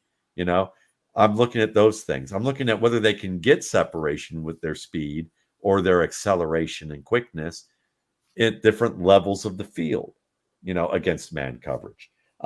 Then I'm looking at route running and whether they're using a variety of techniques that are used for the stem work and for the breaks, and then hands techniques for catching the football, whether scenarios of types of catches they need to make against tight man in contact, as well as away from their frame, high or low, whether they're tracking the ball appropriately. And then we get into ball carrying and blocking and vision and transitions away from the catch, zone coverage concepts versus man coverage concepts, types of breaks that they use. All these things have been informed by my studies of really the two biggest influences I've had in the past 15 years, I would say, are Jay Norvell, the Colorado State coach who used to coach Peyton Manning, not Peyton Manning, but coach Peyton Manning's receivers, Marvin Harrison Sr., Jalen Wayne, Reggie Wayne, and Dallas Clark and guys like that, and has also coached the Oklahoma receivers that were really good back in the day, like Mark Clayton, as well as some of the Rams receivers like Torrey Holt. He wrote a book, used that. And then I'd say my even bigger influence is Drew Lieberman, who is a receiver coach to this day, who lives in the Atlanta area now, but was up in the New York area, New Jersey area, who has a site at YouTube called The Sideline Hustle. And he coaches pro players. He's coached Julian Edelman, Juwan Winfrey, Mohamed Sanu, Dontavian Wicks recently. And what he does very well is teach the game. He worked at Rutgers for a while as an assistant wide receiver coach. And his YouTube videos are fantastic. I've had him on as a guest. And I literally modeled the checklist off of everything that I didn't have already from his videos to look at techniques. I learned the techniques. I watched the videos. I wrote down how I would score it and put it into my system. And I watch for that. So really, I'm just looking at what a wide receiver coach who teaches NFL players, what it is that they need to know and what they need to learn and how well they do it. And he has guests on like Cooper Kupp and Devontae Adams talking the game. And he shows examples of what these guys do. So, I took from that and applied it to what I do. And I would argue that my wide receiving game in terms of scouting has gone up significantly since the time I really started implementing that about 6 or 7 years ago. I had hits and misses before and really big hits in some areas, but it got more consistent. It got more consistent in the past 7 years as a result of that. Yeah, that's awesome. It makes a lot of sense. Yeah, so we Monty and I have a particular type of wide receiver that we value. And so for example, last year we were both big fans of Jordan Addison, and we felt that he was our wide receiver one, mainly because we're big fans of route runners. We feel route running is probably the singular trait that translates the easiest to the NFL in terms of early production. So what traits do you value when you're doing these evaluations of wide receiver? What are your favorite traits? What type of wide receiver are you looking for that may weigh a little bit more than others in terms of their skill sets? Well, I would say this because I'm totally agnostic about what type of role of a receiver, so like slot, flanker. But to me, releases at the line of scrimmage, the more advanced you are early, the earlier you're going to be starting in the NFL because you're facing a lot more man to be a primary receiver. If you're going to if you're a primary receiver candidate. The other thing that I would say is important is how well they can drop their weight into breaks. Can you accelerate into that break? Because if you can do that, you're going to be able to get that step of separation against man-to-man coverage, tight man-to-man coverage. And you need to be able to do that at the NFL level because you're not going to get 2 to 3 steps on guys. So you have to have sharp turns with speed breaks. You have to have good weight drop, like you're sitting in a chair with hard breaks. And the feet have to be economical so that you're doing it at the required amount of steps you'd like to see by the book. And you have to do it at top speed. There are a lot of guys who can do some of those things, but not all of that at once. I want to see toughness at the catch point. I want to see that they can take contact. Jordan Addison could do that. I want to see that the techniques with the hands are consistent and that most of the time, with the exception of some difficult plays where you have to bring your hands up away from each other to the ball, where that's hard to get your hands together to catch it. But I want to see them more often than not catch ball at the earliest point and not clap attack. Like their fingertips are together when they've extended their arms, not doing this or this, or as I would joke, with some receivers, like the little kid catching the big ball for the first time, and it bounces off their face mask, which happens. And that leads to tracking. I want to see good trackers of the football. They don't leave their feet unnecessarily for targets where they could extend their arms first, leave their feet second, either across the middle or and getting position over the top. Those are things I'm looking for. Everything basically from the snap of the ball to the line to the catch point is what I value the most. After the catch point, I don't care that much. I mean, it's valuable. That's cool. There's things that you can have assets for, but it's not as important. But those are the things I'm looking for, is that I want to see efficient storytelling that makes a defender to believe that they figured out what the receiver's trying to trick them to do and then pull this rug out from under them. Just like a good suspense story. Every good mystery or every good thriller, you think you figured it out and then they blow your mind with something completely different. And they do it in a way that's very seamless. And that's what good wide receivers do. You seem to. I've listened to some of your podcasts, well, many of them, and you're a big fan of Jermaine Burton. And if I heard you correctly, one of the things you found most endearing about him was his ability to tempo his routes very efficiently. Like, so the speed changes that make things difficult. Can you elaborate a little bit on that versus like the guys who have a more linear, uniform speed through their routes, and how that changes the way a DB plays you? Yes, because things that when you want to manipulate defenders, you need to understand that the execution of the movements that you do, all the top receivers have figured out the contrast, how to apply a contrast of patience and suddenness. So if you look at good fakes, whether it's basketball, whether it's wrestling, like amateur wrestling, whether it's hot, whatever sport it is, you see slow fast, and the slow fast is what really puts people on their ass or takes them out of their shoes, is because what you're doing is you're baiting them to think you're going one tempo in one direction. And then when it's time to make that change of direction, that's for real, you do it at a sudden speed.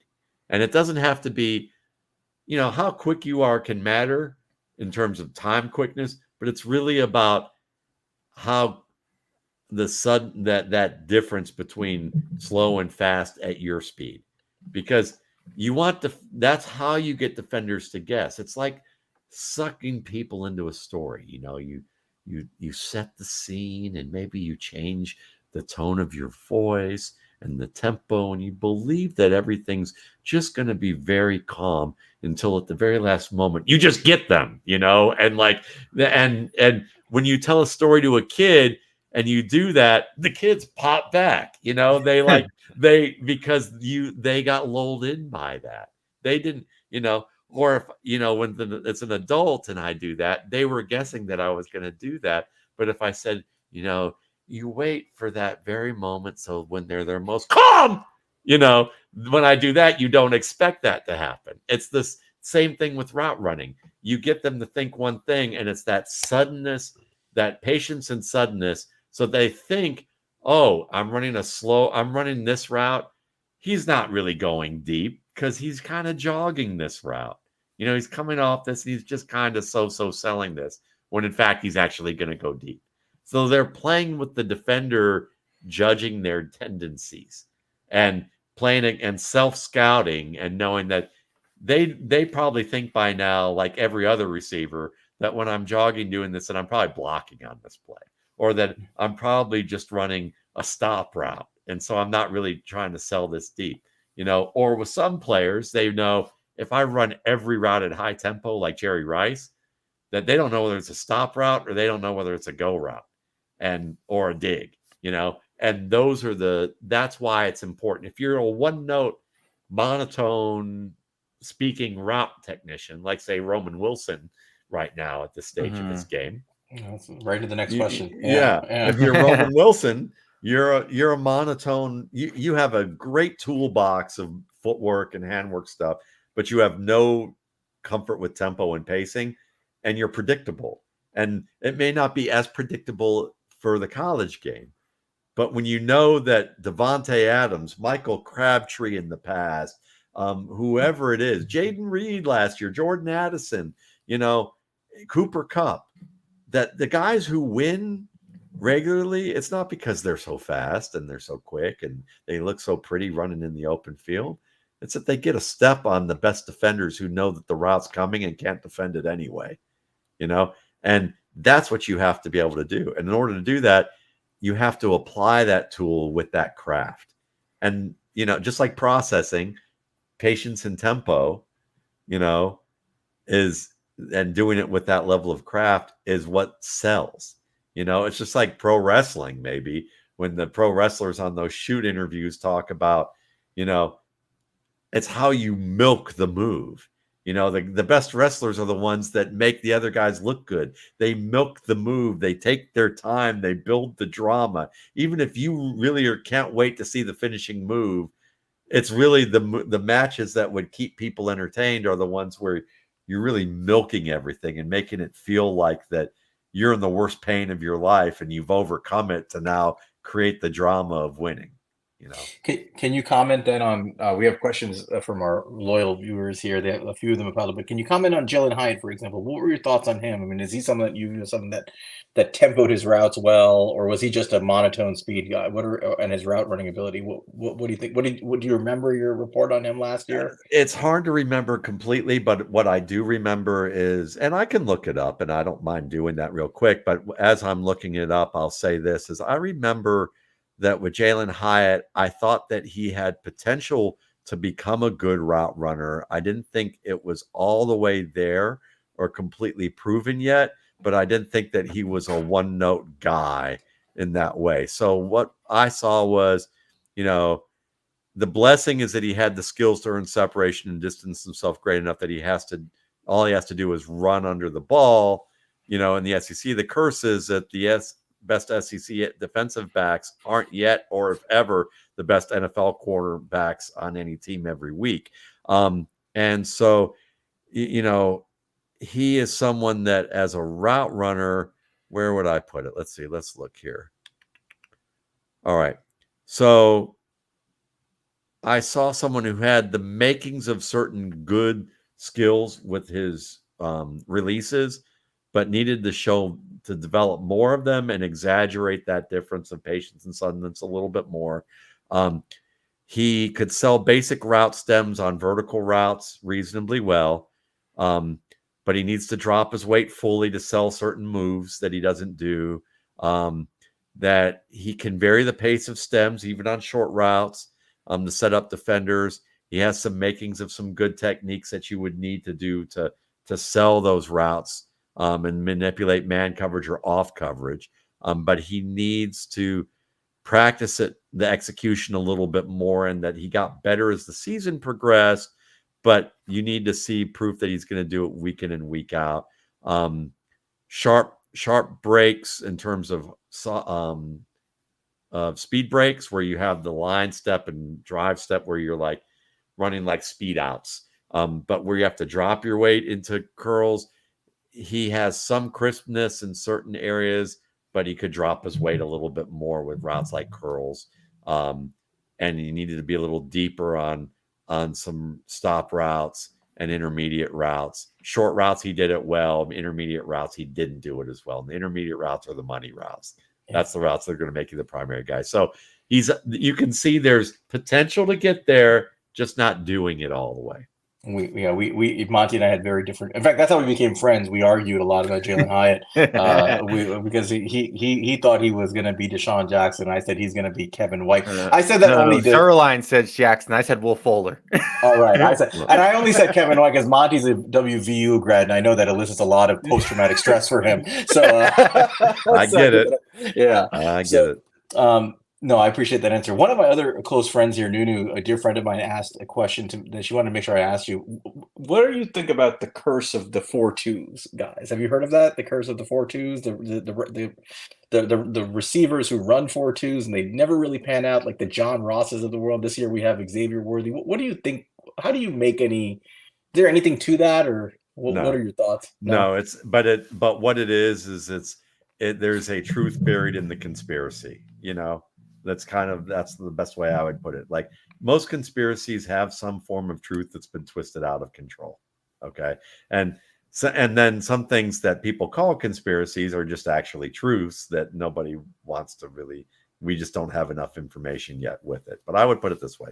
John Ross had trouble catching the football. Mm-hmm. He had issues with his catching. Xavier Worthy has some issues where he fights the ball a little bit, but it's not a full-blown catching, tracking issue.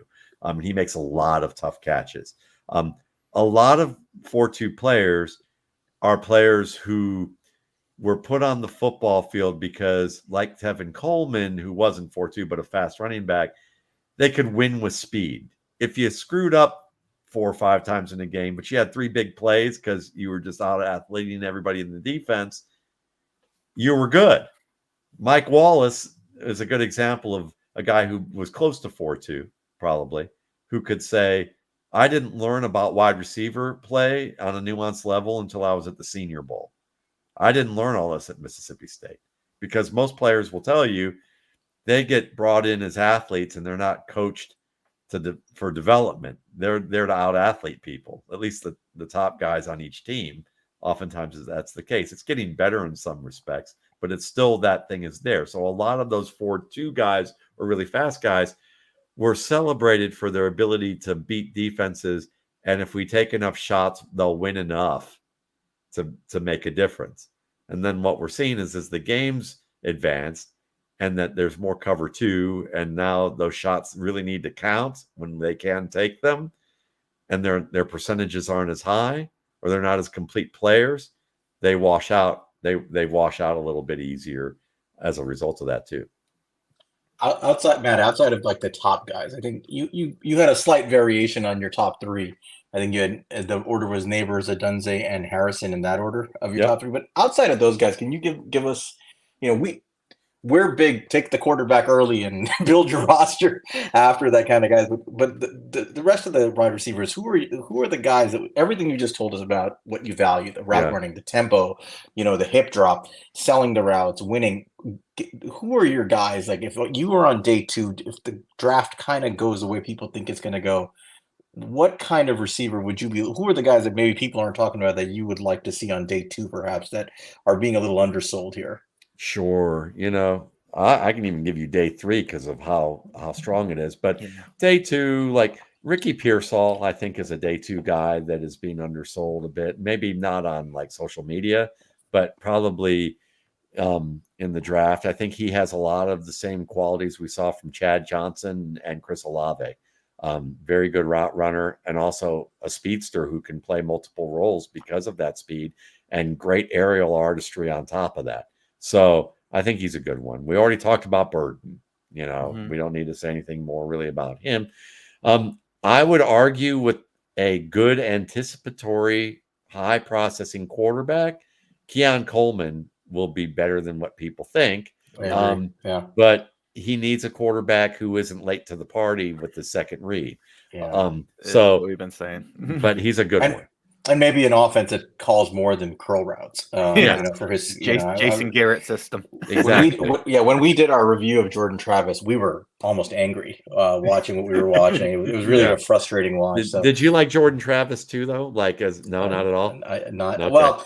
I don't know. I want to hear. I mean, I read your thing. I wanted to get your honest thoughts when we watched it. I was kind of frustrated about what I was watching. Maybe he was somebody, as a guy who's been playing for so many years, that just, much like Bo Nix, was very comfortable in his skin and knew what he could do well. And I do appreciate that, but I didn't love what I saw. What were your thoughts on him? I mean, I don't love him, but I see him as the type of guy that could develop further and be in a Case Keenum type of scenario where he comes in and what he does well enough to give you a journeyman status. But another guy I'll mention, I think Javon Baker certainly qualifies as a day two guy who can do everything you're looking for as a route runner and also make those contested plays, and gives you a chance to maybe become a number one guy.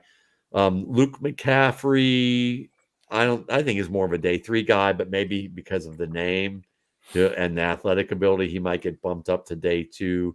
I certainly think that the wide receivers for Washington, like McMillan and Polk, probably more so McMillan, can give you a little bit of that outside presence like a Marvin Jones or Romeo Doubs did at the height of their careers. He could maybe develop along those lines. Day three guys I'll mention, because I have some guys that I think are day three guys who are rated higher than the day two. You're going to mention the guy that I have been pounding the table for months, and I know you're going to say it, but go ahead. Really? Okay. So is he from UVA? He's one of them. There are two of them there, and it's the first guy. I'll mention him first, then Malik Washington for sure. He can give you flanker work outside. Occasionally can give you some split end work because of he's got enough speed to do the job and really enough skill above the rim to position himself and win the ball. But he's one of the best after the catch players, and he can play all three positions for you, probably more as a flanker slot and ideally a slot to begin with. Gives you that Santonio Moss type of vibe. Yeah. And then Anais Smith, who may not get drafted, who I think is a top 12 receiver in this class and could be an instant starter. I think he's out of Texas A&M. He reminds me of Golden Tate, who you guys know very well, and gave you a couple good years. Yeah. They were both former running backs who were pretty good recruits who just didn't really have that between the tackles savvy that you wanted, but outside and in space, they were really good. And then when they put him at wide receiver, you go, why didn't we use him at wide receiver to begin with? I mean, very strong hands, very good technique with his hands, some of the best technique with his hands that I've seen from a wide receiver in this class. Catches all sorts of throws, runs better routes than the narrative that he's a former running back. He runs legitimately good routes, and I think he might be the best runner after the catch if you're not just overvaluing what Malachi Corley does as a power runner. In terms of setting up defenders, he and Malik Washington are the two best. Washington's probably the best combination of everything. Smith is not far behind. And I think that he gives you that slot flanker who can do a lot of things for you if the off-field stuff, because he had no rest with the DWI, marijuana possession, illegal possession of firearm. Yeah. You're in Texas, but in Texas, yeah. Say I'm sorry and get a license. But that's kind of it in Texas. We have a question in the chat from Mace, who's a friend of ours. Of the guys who are being positioned as day twos, by now I'm sure you know who they are. The top of day two. We're Giants picking at 47 and 70. Who do you think would be the best fit? For the Giants. Now, keeping in mind our current room has Jalen Hyatt and Wan'Dale Robinson, Darius Slayton. Those are our three main receivers right now.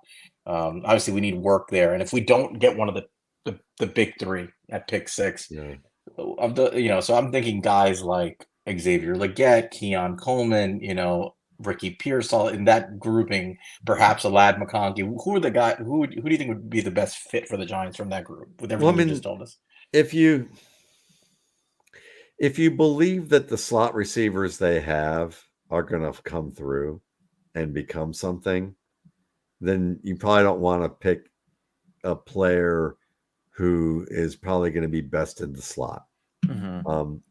Now you could hedge your bets and say, let's get a McConkey, a Pearsall type who can play inside out, or Jermaine Burton, who I think is really probably the obvious answer for me, because you get all three positions. And I would say this, because if I'm being harsh, I would say you have a bunch of quality contributors who are more contributor backups than a solid starting core at receiver right now. Jalen Hyatt might come through.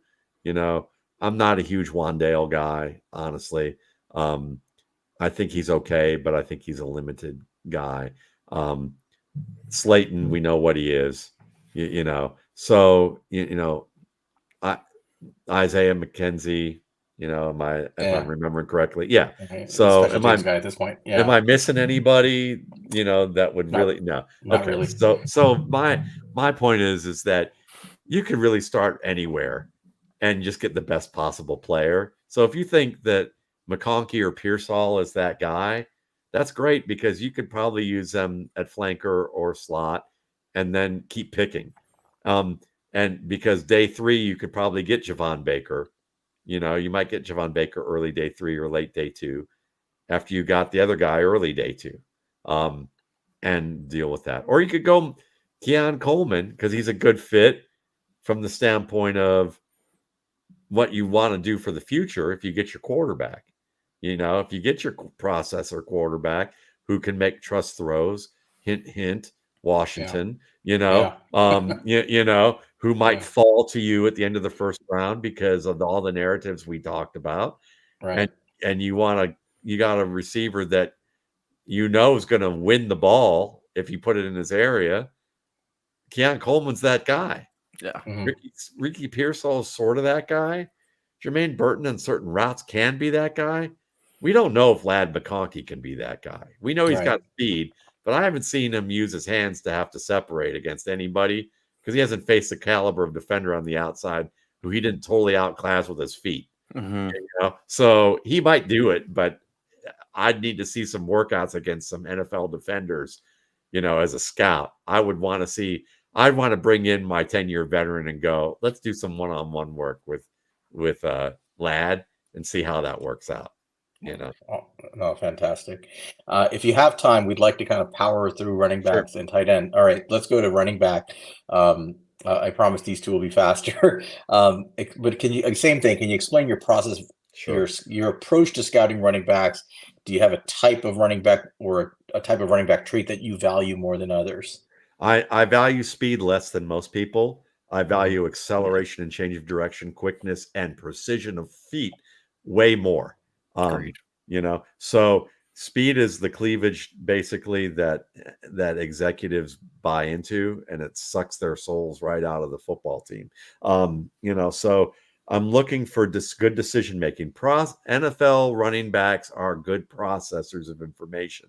As Rick Spielman said, the former Vikings GM, they're discovering in the NFL in recent years that the closer you are to the middle of the field when you're aligned in a formation, the more you have to process and the faster you have to be as a processor.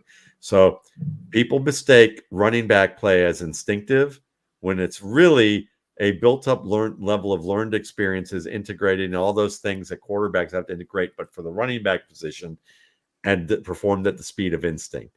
And maybe a running back can't explain how they learned it because they didn't systematically learn it with a running back instructor all the time, but they did have positive reinforcing experiences that they developed in play that they figured out in an unschooled way, just like some jazz improvisation musicians will say, I learned from studying records, and I learned these things over and over and over again, and I didn't have a private lesson teacher. I just copied these solos until I really learned them, and then it kind of hit me how to figure it out, and I played with a lot of people. Same thing with running backs.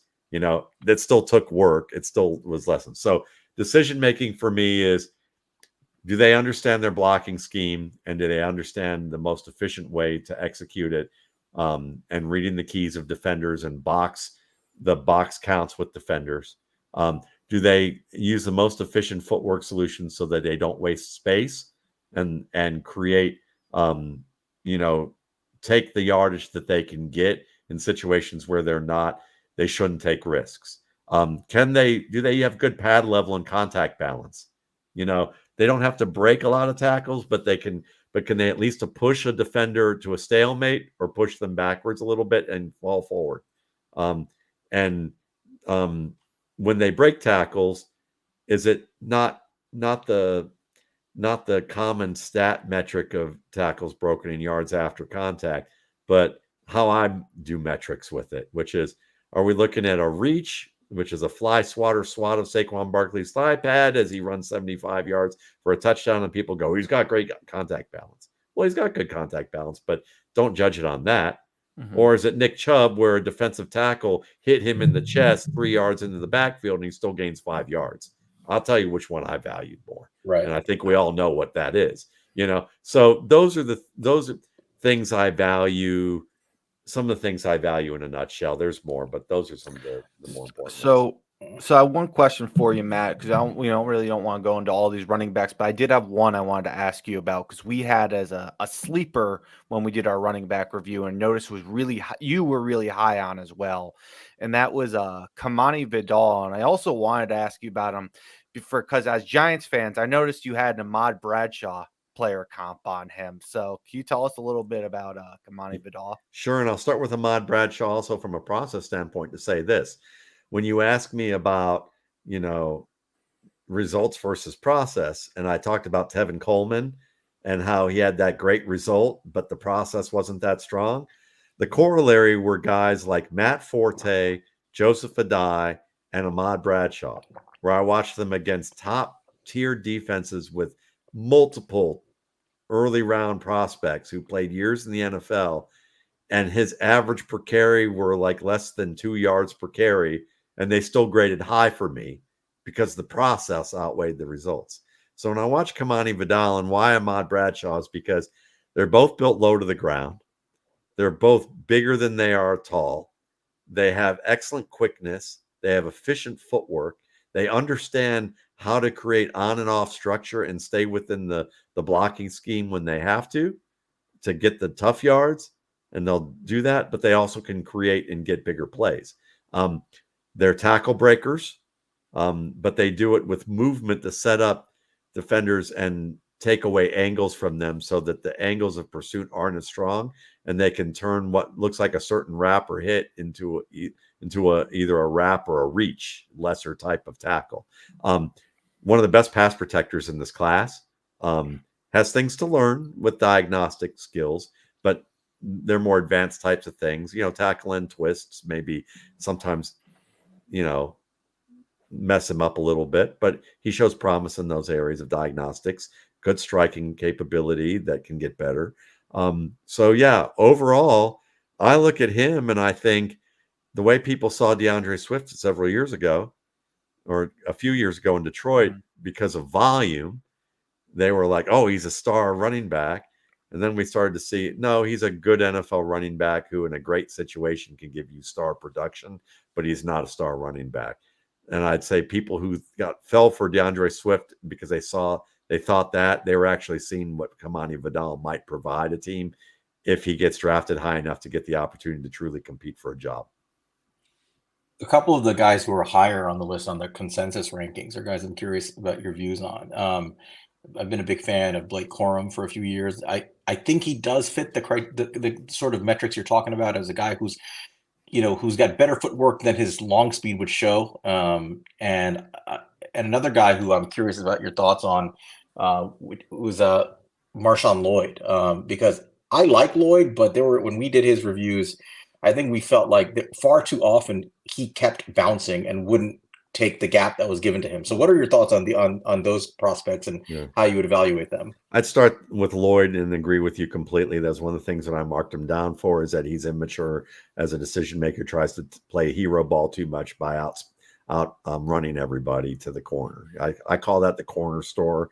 I say that, and it was CJ Spiller, I think, that I first notated that with, saying that the corner store has a lot of goodies and it's very appealing, but a lot of those goodies are bad for you, and usually you waste your money on a lot of stuff at the corner store if you're not careful. And guys do that, and certainly Lloyd does that. The other thing that I had a problem with, in addition to like immature decision making that can be corrected, but sometimes they need to be benched in order for it to happen, or have enough criticism levied or threatened to be benched for it for them to fix it. And it's hit or miss. Lawrence Maroney did it all the time and never really fixed it. And he was a heck of a talent.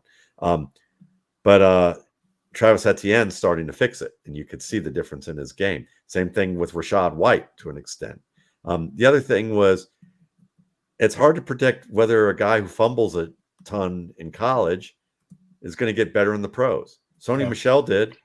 David Wilson, got hurt before we could really see it. We saw Tiki Barber did.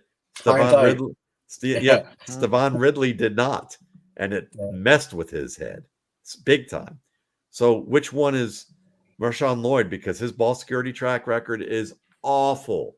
Yeah. It's like less than 1 out of 50 touches he fumbles a football during his career. And it wasn't like he had a spade of them in South Carolina and then shorted up late at USC. It's been every year that this has happened. And he also, this could be a career killer. It could also be a non-issue. Which one is it? I don't know. So I had to, so looking at him, I had him ranked at a tier that was lower than most would, but he's high enough in my grade that basically said, which is more important to say, if he corrects that, he probably would have been one of my top 3 players. Right. Even with the immaturity issue. The skills are tantalizing. Yeah. Yeah.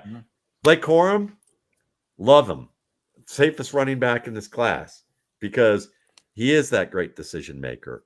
That the quickness you mentioned, he reminds me of what Ray Rice was when he came out of Rutgers. He has a lot of those type of capabilities. The difference is is Ray Rice gained about 15 pounds and got even quicker. Mhm. If Corum can do the same thing, he might have a Ray Rice-like ascent as a Pro Bowl caliber running back who can carry the load. If he doesn't, I think he's a more athletic version of Devin Singletary right now, who to me is like an anomaly because he's short, he's slow, he's not very quick, but he's got great feet and great decision-making skills, and they compensate enough in an outlier sort of way for the things that he lacks athletically to give you high-end contributor production that sometimes looks like starter production. And I think Blake Corum is better than that right now. He's a starter. He's a lead caliber back right now, or a high-end contributor who will eventually be a lead. It's whether he can become a feature star. And I think he has that potential. Jim Harbaugh called him the best running back he's coached, not named Frank Gore. Yeah. I know Jim Harbaugh loves his guys, but I take what Jim Harbaugh takes pretty seriously when he discusses these guys in those terms. So there are two backs I worship the altar to in terms of learning things from. One of them is Edgerrin James. Edgerrin James pre-injury and even post-injury. Edgerrin James pre-injury was the best running back I've ever seen. I grew up a Cleveland Browns fan, and that was the best running back who ever lived, if you ask me. Jim Brown. And the second best running back on that team is the guy I scouted, and I'm very proud to have scouted as one of the best running backs I've ever seen in Nick Chubb. So when I tell you that Frank Gore is still teaching tape for running back coaches in the NFL for how he does things. Frank Gore is the modern day Achilles. Like the 2 ACL tears he had before he even got in the league. Yeah. He was dipped in the river Styx by his mama by the back of his knees. It wasn't held by the ankles. He was held by the back of his knees. And that was the problem for him. What do you think of his son? His son is a very good college player who I just don't think I don't think he's Devin Singletary. I'll put it that way. And Gotcha. I think if you had more of Singletary, might work out, but I don't think he's going to have a real long career in the NFL. Last running back question from one of our loyal followers here, DKIT. What are your thoughts on Jonathan Brooks? The whole package, injury included. What do you think about him as a running back? I think he's the number one running back in this class. He could be an instant starter if he's healthy enough to actually and not get rushed back in. And he'll probably, as a competitor, will go, I'm ready, and then tell us, well, I was not fully myself until a year later, But even then, by year 2, if he regains everything that he had, or even most of it, I think he is on the same tier as Bijan Robinson and Jahmyr Gibbs. Wow. I think he's that, and it's not that he's as athletic as them. He's a better power runner than Gibbs. He is a smoother runner than Gibbs. I think he is a smarter runner than both of them. I think he's the best pass protector in this class and one of the best pass protectors I've seen in a couple of years.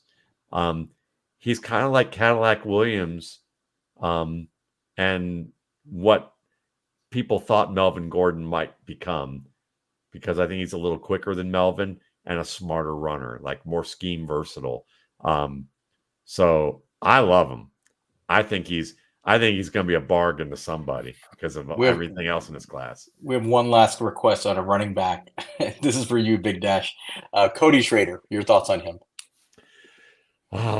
Cody's a gamer, which is code for, maybe to me, he's everyone's bet to follow Jaylen Warren's path. But I think he's like a notch below what Jaylen Warren was before he got he developed with the Steelers. So he's a smart runner. He has some contact balance. He's a better zone runner. He's not unbelievably quick or fast, but he processes quick enough. I think he can make it on special teams and then develop into a contributor, and maybe he can give you a little bit of that Peyton Barber vibe without the Peyton Barber power and contact balance. Okay, excellent. All right, now tight ends. I promise you we'll move quickly. Same thing, Matt. Question: Explain your process for scouting tight ends, and tell me why Ben Sinnott is the best tight end in this class, other than Brock Bowers. Yeah, basically, most part, everything I said about wide receiver, you can apply to tight end, with the main difference being that blocking is more emphasized in one area, but also it's not as emphasized to the point that I'm looking for a Rob Gronkowski every time. I'm looking for move tight ends. That's what I've always geared it towards, because I service a fantasy audience as well. Mm-hmm. So I look at it as like, look, I'm looking for the move tight ends. If they're a great inline tight end and they're a great receiver, then you've got Kittle and Gronkowski, and you're not getting many of those. So really, and you're going to take, and Bill Belichick always said, I'm taking the receivers early. I'm taking the move tight ends later, the inline tight ends later, because you can get them later. They're not the priority. So I just modeled it after that. Ben Sinnott, reason why he's the number 2 tight end in this class is because he's a consistent pass catcher of the ball who has excellent technique. He's a physical player at the catch point. He's a very physical player after the catch who has nimble feet and footwork and has ability to be agile and work over and around defenders. But if he needs to work through you, he can be a dump truck and literally just run over your car, and he's got great contact balance. He's a good blocker as a move tight end. He is not a good blocker as an inline tight end. I agree. And that's okay. As an inline tight end, you can still double team him with someone and he'll be effective. You can still use him on quick hitting blocks where he maybe has to turn someone very quickly and just let go and release. That's fine. You can use him on the backside of formations, and he's not going to ruin a lot of plays for you unless he's facing a total all-world player, So very good player in that sense. To me, I don't get all the hype for Michael Mayer for the past 3 years when I watch Ben Sinnott and not hear anybody talking about him until like after the combine. Ben Sinnott, it became a joke on our show because I guess another guy I've been banging the table for like months about Ben Sinnott, and people are like, who the hell is Ben Sinnott? I'm like, Ben Sinnott is the star of this class, 0-star recruit. Like essentially, I mean, I think he initially committed to I think he initially committed to Iowa and then transferred to Kansas State because the coach transferred there, and then you had to compete without a scholarship as a walk-on. But I think in our review, I said he's a great route runner, great as a lead blocker from the H-back, fullback position. I think that's what you mean by like a move. He's like a snowplow pushing people like in the run game. That's the word I used him as a runner in the Iowa State and Kansas games where it was snowing. In the snowing game. Snowplow.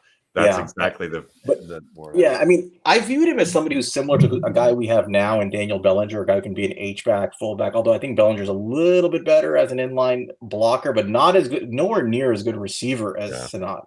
I'm kind of the Giants today announced they have a top 30. They had a top 30 visit today with Sinnott, so I'm excited. I want Sinnott on this team because I think that would be a great combo, great value. Go ahead, Monty. I'll also say with Sinnott and saying to like him being good after the catch, we spoke to like why this, the evaluation being similar to wide receiver, but you kind of said like with wide receiver, you care more about the other stuff and less after the catch. I feel like, and I agree with you, but I feel with tight end, when you look at some of these best tight ends in the league, it's that after the catch that sets them apart. The Gronks, the Kelseys, the Kittles. It's what they can do once they get the ball in their hands. Yeah, I would agree that that's the case early on because you want them to be dynamic wide receivers outside and inside, so it makes you very unpredictable as a scheme.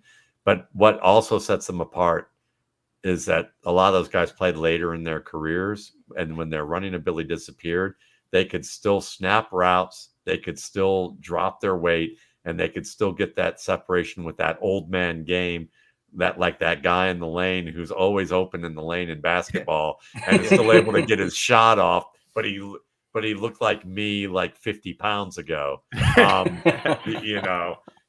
they're going, this guy can't play, and then he's like literally scoring at will, and then the young guy's like, let's just keep feeding this dude because he's automatic. And Tony Gonzalez was that. what I love about Sanat the most, honestly, was his route running, because I was shocked at a guy his size moving the way he did, especially at the stem. I remember telling Monty like he moves like a good slot receiver at the stem. I was really impressed by it. So I'm so glad that you haven't ranked highly. The Beast, he didn't make the top 100. I was a little shocked by that, and I think he was tight end 6 for Dane Brugler. And Well, yeah, I can tell you this: NFL.com's Chad Ryder loves him too. He's a good friend of mine. And he's one of the few people I just talk to because I know that he doesn't care what I think and I don't care what he thinks. I care, but I don't. You know what I mean? Like we follow our process because we talked about Sano and I said something. I said, so I don't follow mock drafts or anything. I know you're doing them. He said, yeah, we talk about our days and stuff. And he's like, yeah, I'm putting out my third mock draft or whatever, and it's my top this.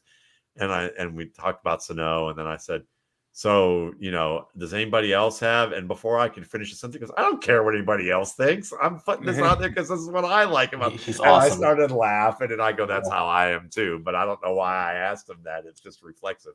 So yeah, it is crazy. It is how it is, One of our D-Kids says he's going to throw a temper tantrum if we don't ask you about Tanner McLaughlin. So please answer it so he doesn't have a fit in the chat here. Well, you're not going to like my answer, my friend. I know that Daniel Jeremiah is likes his speed, okay? But he's speedy for a tight end, but his route game needs work. Even zone routes, where zone routes are usually the easier thing for college prospects to have down to an extent, at least the basics of knowing where to stop, terminate their route to find the open area and how much depth to get. And when to continue running and when to square up and how to do all that. All those things still have some issues with his game. So I see him right now as kind of those overdrafted tight ends that the NFL just loves when the traits, where they go, let's get Will Mallory or Davis Allen.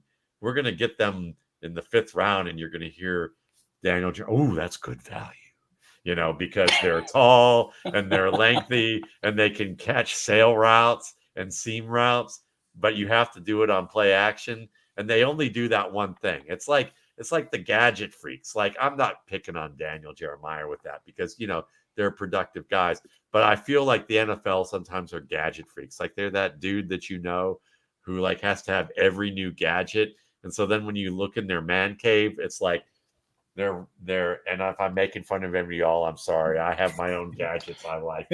Music stuff. They probably don't watch our show. It's fine. But they have the whole row of remotes. They've got 6 remotes. Well, I got to use this for this, and then to turn on the TV just to watch a ball game. It's like a 15-minute ritual, And I feel like teams do that with tight ends. They're like, well, in this situation we'll use this guy, and then this situation we'll use this guy. And it's like, really. You can use this guy for 5 plays, and now he's going to become an assistant coach somewhere in 3 years because that's all he is, And I feel like Tanner McLaughlin's got a lot of work to do before he can transcend that kind of gadget role that they're going to take late that doesn't translate to anything.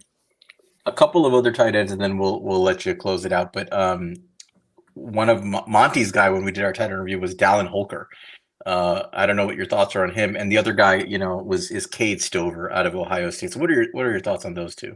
I kind of like Dallin Holker. I mean, I think that he earned a grade enough for me that I go, all right, he's probably a reserve to start his career, but he has enough as a route runner, enough as a receiver, enough after the catch that over time he could develop into a contributor on a team. And then if he really develops all of those things at a higher level, hits his ceiling with each of those things, maybe we're looking at more Delaney Walker aspirations, than Bo Scaife aspirations. If you remember Bo Scaife. Did you see Holker's one-handed catch in the gauntlet at the combine? Did. That was so great. That was fun. Do you know that he and his All-American wife are committing a misdemeanor so he could practice? Did you know about this story? No, So it he was apparently he breaks into the facility where he practices after hours against the rules of the facility with his wife. Like he scales the fence, and he got caught on camera doing it just so he could have the machine help him like catch the ball and run routes. And it's like anybody who's willing to commit a crime to improve their game is, somebody I'd consider drafting. So yeah, I would agree. I'm a big fan of that. I love that. And then Kate Stover, I love Kate yes, Stover as a okay, move tight end. yes, I mean, the joke is that when linebackers drop interceptions, they go, well, that's why they put them on defense. Well, when I look at Kate Stover and catch the ball, I go, well, that's why they put him on offense, because that dude catches the ball like he has some of the best technique as a pass catcher that I've seen from the tight end class. Um, Brock Bowers has actual a legit technique flaw, as great as he is as a prospect with a certain type of target type. He clap attacks balls that he shouldn't. Kate Stover, I never see him clap attack football, which, I mean, if he does it, it's a rarity because I didn't yeah. see it.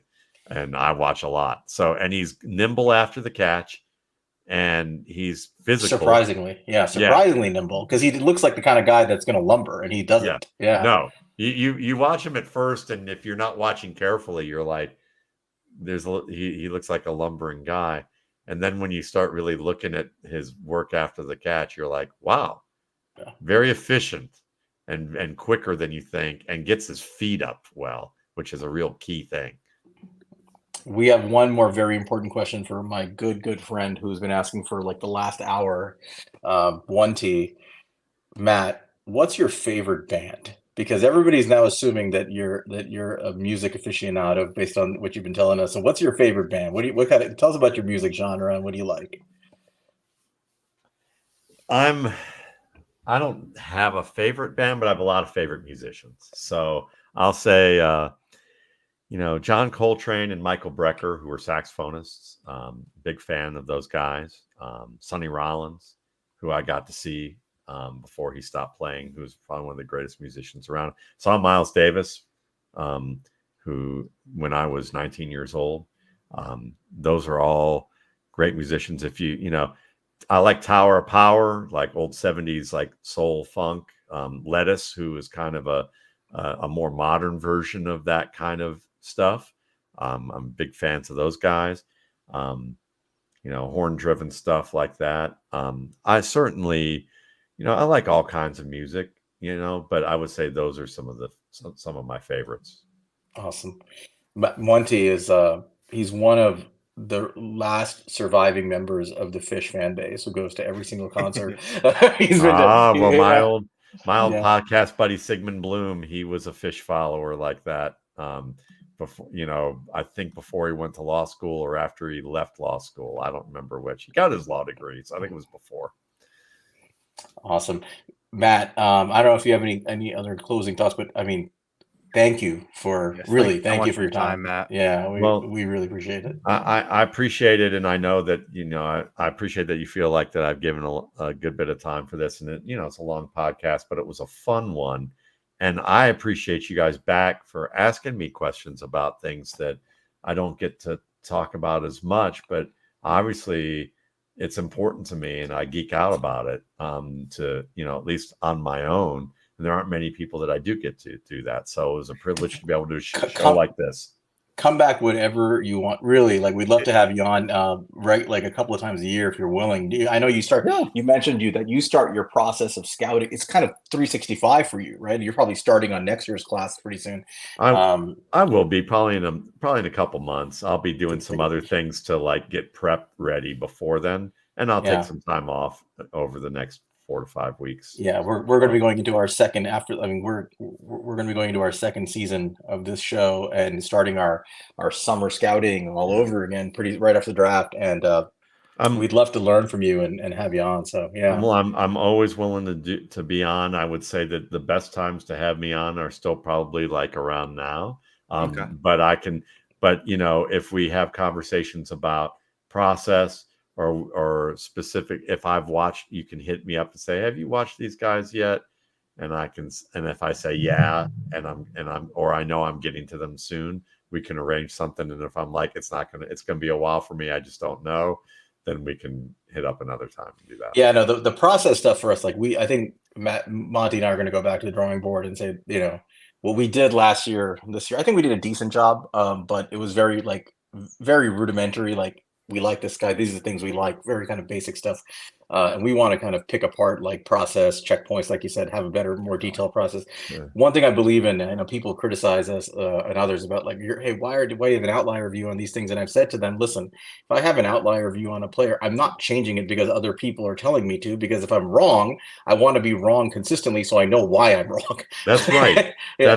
That's exactly my point of view, is you got to have your North Compass. And, even early on when I was doing this, I mean, I remember the first time I did this, and there was a running back I had in the top 5 by the name of Mike Bell.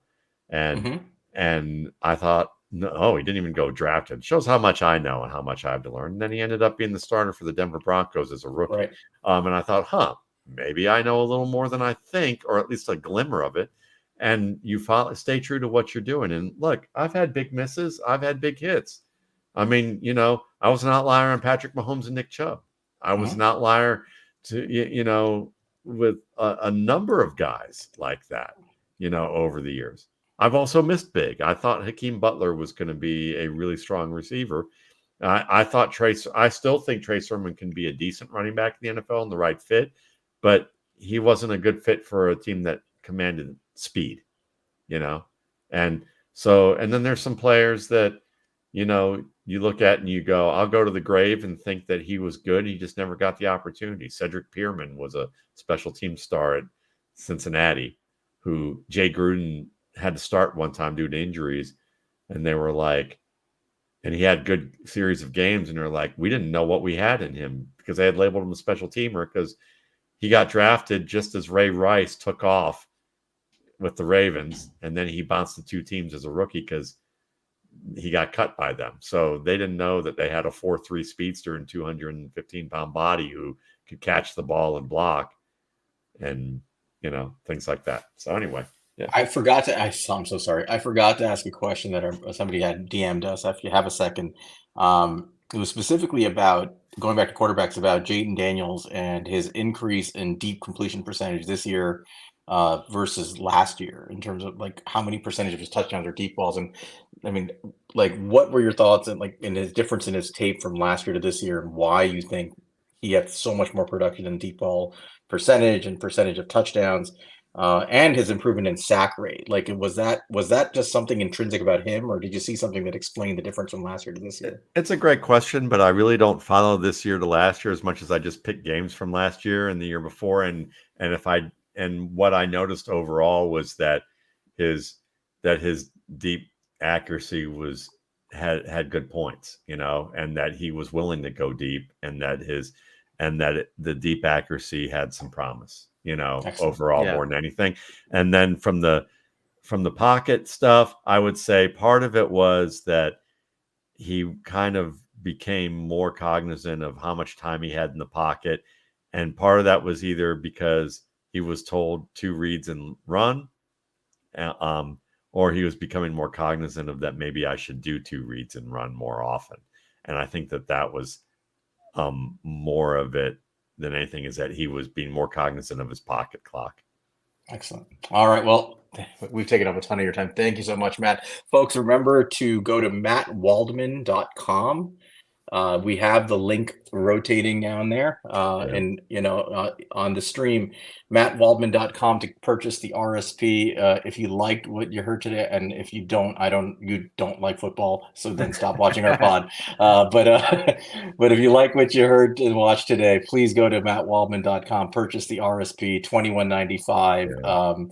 It's going to take it's purchase it now. It's going to take you a while to get through it, but it's so worthwhile. And again, you can choose your own adventure, so you don't have to feel like you have to read the whole thing, unless you're crazy like these 2 guys. But like you can, if you just want to casually look at rankings, I have that format set up. If you just want to read the elevator pitch of the player in the scouting report, you can do that, and you'll find that it's just one of those things that you get sucked into, I've been told. And down below you'll see it says mattwaldmanrsp.com. I've been doing this so long and I had to kind of put things together the way it evolved, that mattwaldmanrsp.com is like my content site, where I show sample scouting reports. I show links to my YouTube videos. I show links to my podcasts and things like that. But mattwaldman.com is where you can just go directly to buy it. And I also donate a percentage of funds to an organization called Darkness to Light.